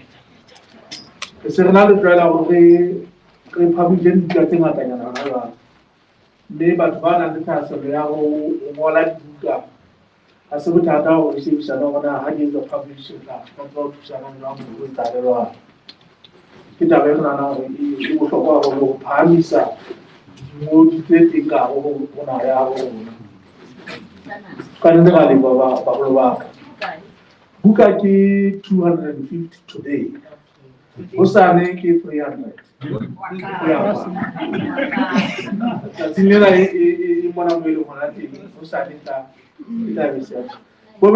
have amongst ourselves Mayor Katarina. Mayor Katarina, she's from the Broad for the World. Broad for the World is the main sponsor for TRC, of which they contributed into this book. As I said, this is our work for justice, but we instead of producing a work for justice, we produce the book. So we are trying to say very few words with regard to what this event. She's from Germany, yes. Megadari.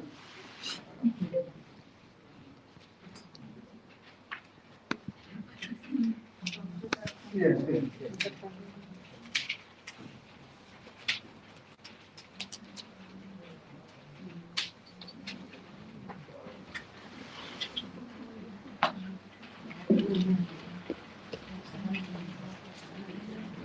Okay, so actually it was not planned that I have like a word here, so I have not prepared anything.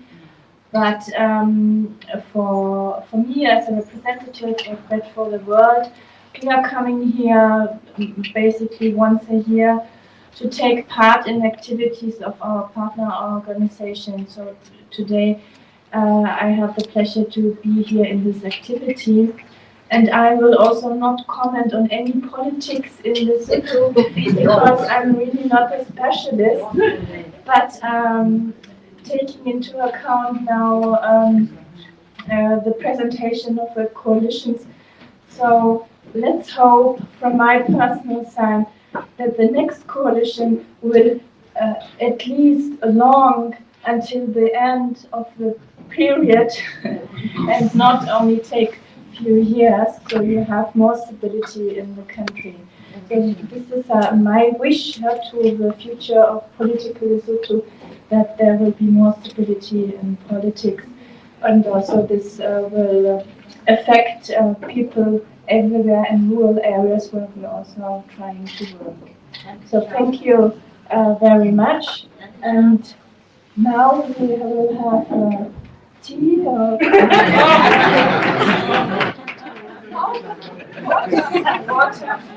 We are in the kingdom, we have enough water. Thank you, Makana.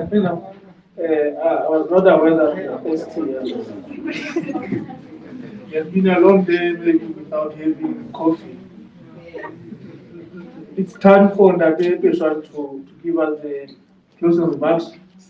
That can you briefly just do that? Please. Very jolly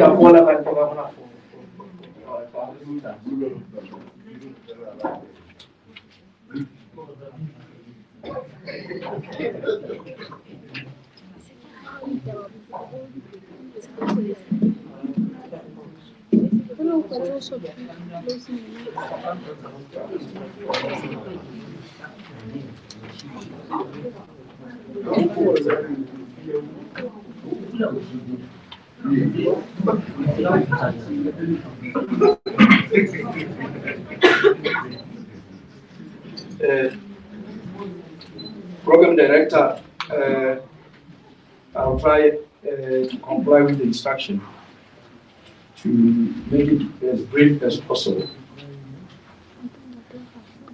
My assignment is one of the easiest because it's to give the vote of thanks on behalf of Transmission Resource Center and our colleagues that have been with us in making the efforts that we made in our society possible.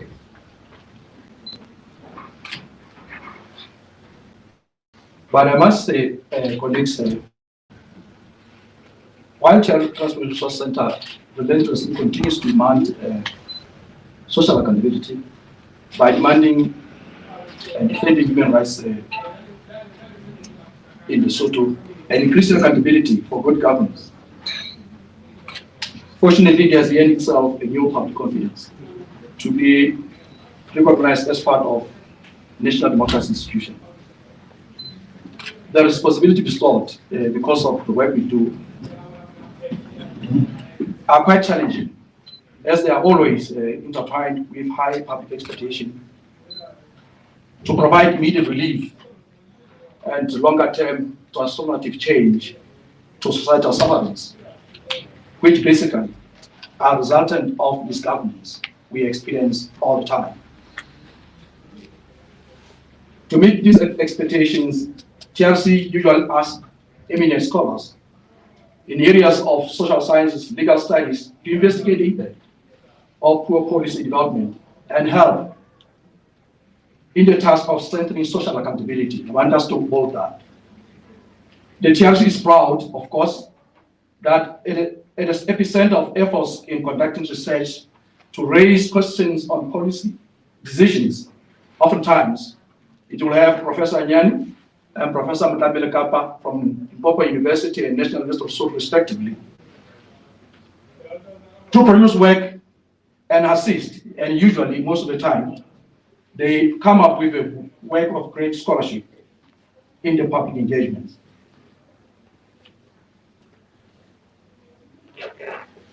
Colleagues,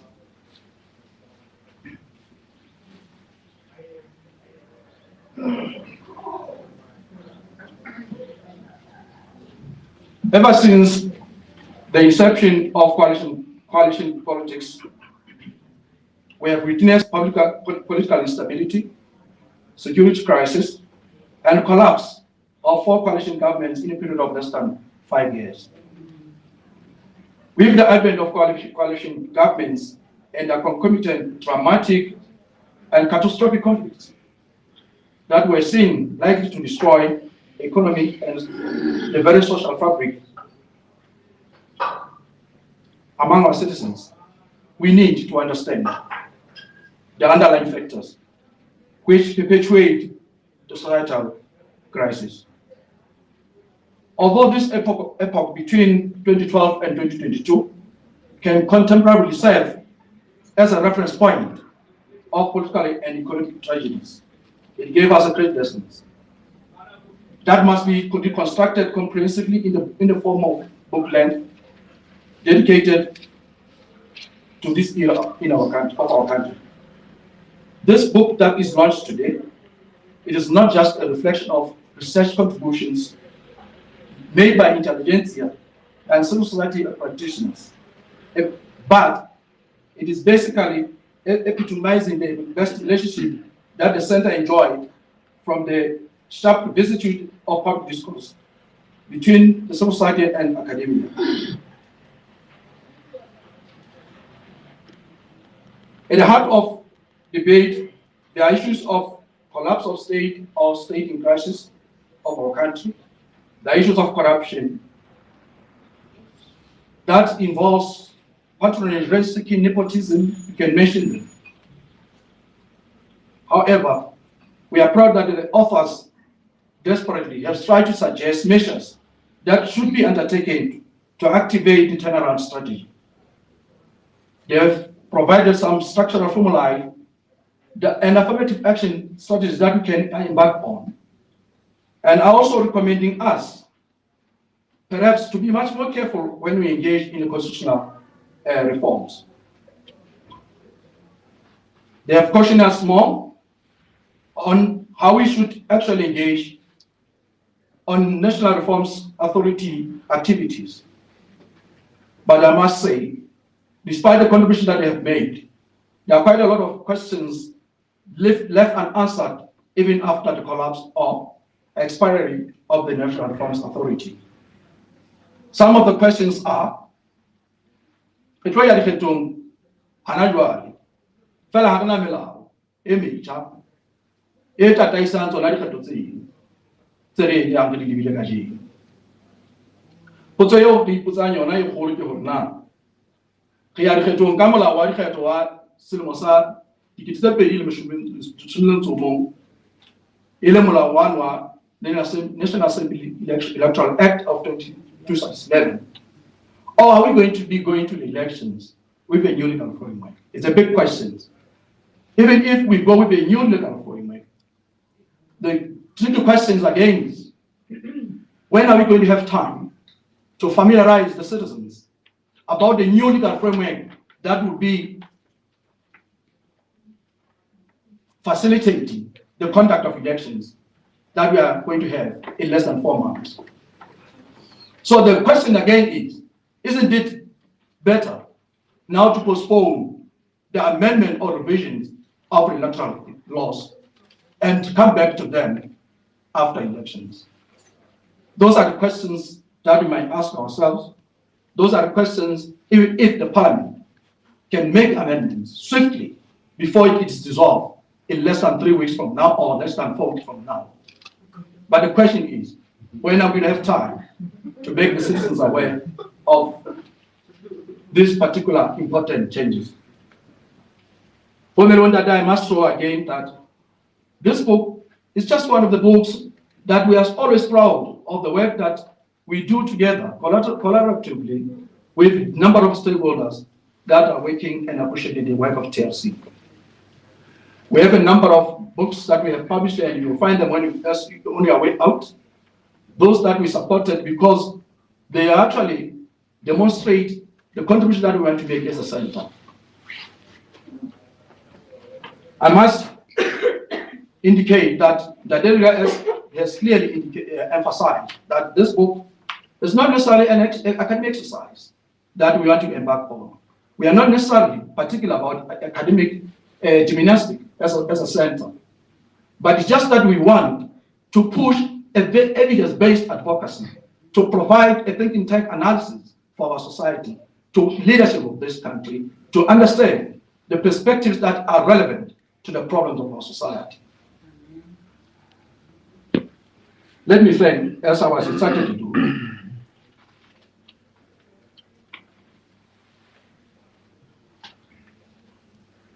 perhaps before I give a vote of thanks, I wish also to pay homage in a special way to one fallen hero, Dr. Munyage, who had passed on during the process of compiling this book. Dr. Munyage will be remembered of his contribution, where he challenged the legitimacy of governments chosen by a small population of citizens, as it has been experienced with recent trends of declining voter turnout in Lesotho. This showing a disturbing levels of voter apathy in our country. We must now take a special focus on how we're going to tackle this problem of voter apathy in our country. And if you go through that book, you read the suggestions and contributions made by Dr. Munyage, amazingly, you'll probably find the solution of how we should embark on the solution for that problem. He is leaving us with legacy despite the age he was.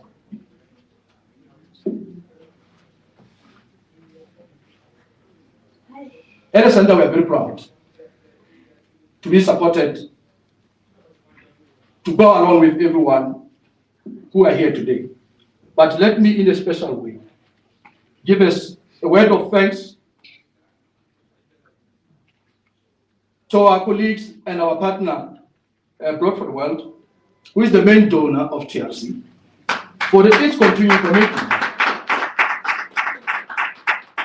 and partnership in our efforts to promote human rights, access to justice, and social justice by strengthening social accountability. The reason why the Blood for the World has agreed to support us was when we make that request, that now, instead of looking on general issues of democracy, good governance, we must now begin to descend on issues of social accountability. We have a project that is particularly supporting those type of efforts, where this book is actually coming from. I must also express our hearty gratitude to our other government partners that are also making incredible contribution to the work of TRC.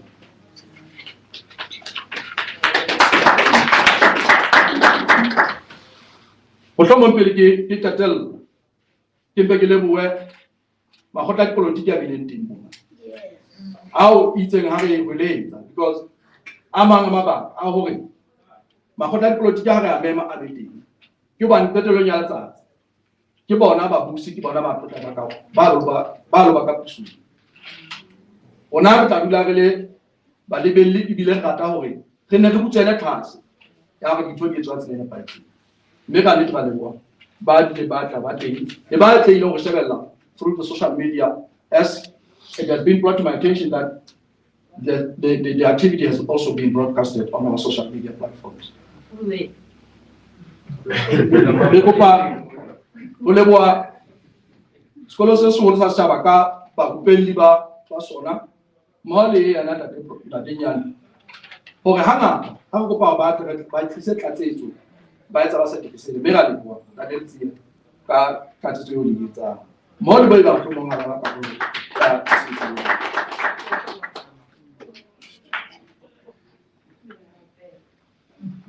e re ke be ke leboha hape baokamedi ba ka hore potso tsena tseo di botsang tsa hore na hantle ha re ya dikgethong re ya ka melao efeng. Ele TRC, we have the intention to embark on the special edition of Work for Justice, like this one, that will unpack the debate about our readiness with regard to the elections, the upcoming elections. The purpose of that special edition is basically to come and respond to those questions that we have raised. Whether will it be prudent for us to engage the citizens on the new electoral laws in this short space of period of time. Of course, we are going to be brave enough even to ask questions about the election postponement. I'm not insinuating for the election to be postponed, but those questions will have to be addressed. We want the special edition of Work for Justice to respond to those questions to enhance our readiness. We also have another Work for Justice post-election that will be a reflection or reflecting on the performance after election, the performance of the IEC, performance of role players in the election process. So we invite you to begin to contemplate, to come with an idea on how we can approach that particular project. Kimbe ke tatela ka hore ka nnete ka ba hwala le bepate le ba ka hore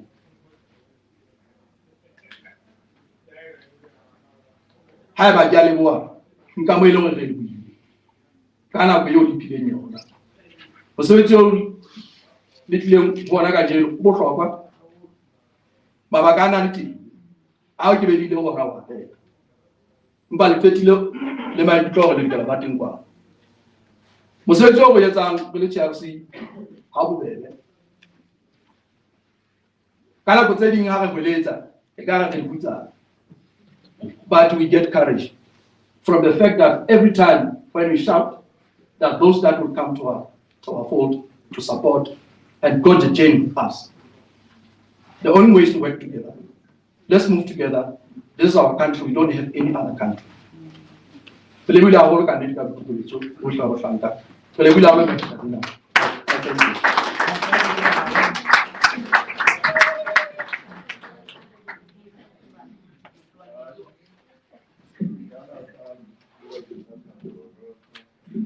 Wale wanda de swali bobele bongata ona le dijo mona morao pele tse kalokalo me biki jo ke dijo ke gopa ke le leboe bagolo ba ka tshebetso ntle re binang le yona re kope hore e mong a re thapelo o tla ba haholo Ke a e khatha.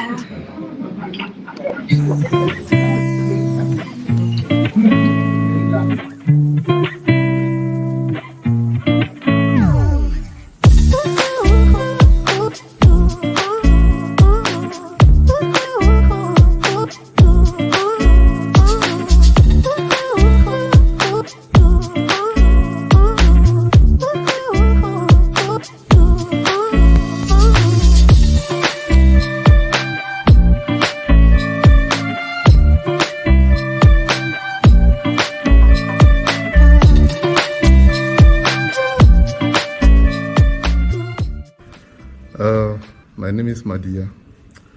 I flew in from Johannesburg. I found the flight through a social media post, Facebook to be exact. How did you find the flight from Johannesburg to Marseille? Very short, but comfortable. Actually better than I expected for a small charter flight. Was there a reason why you hadn't chosen a competitor?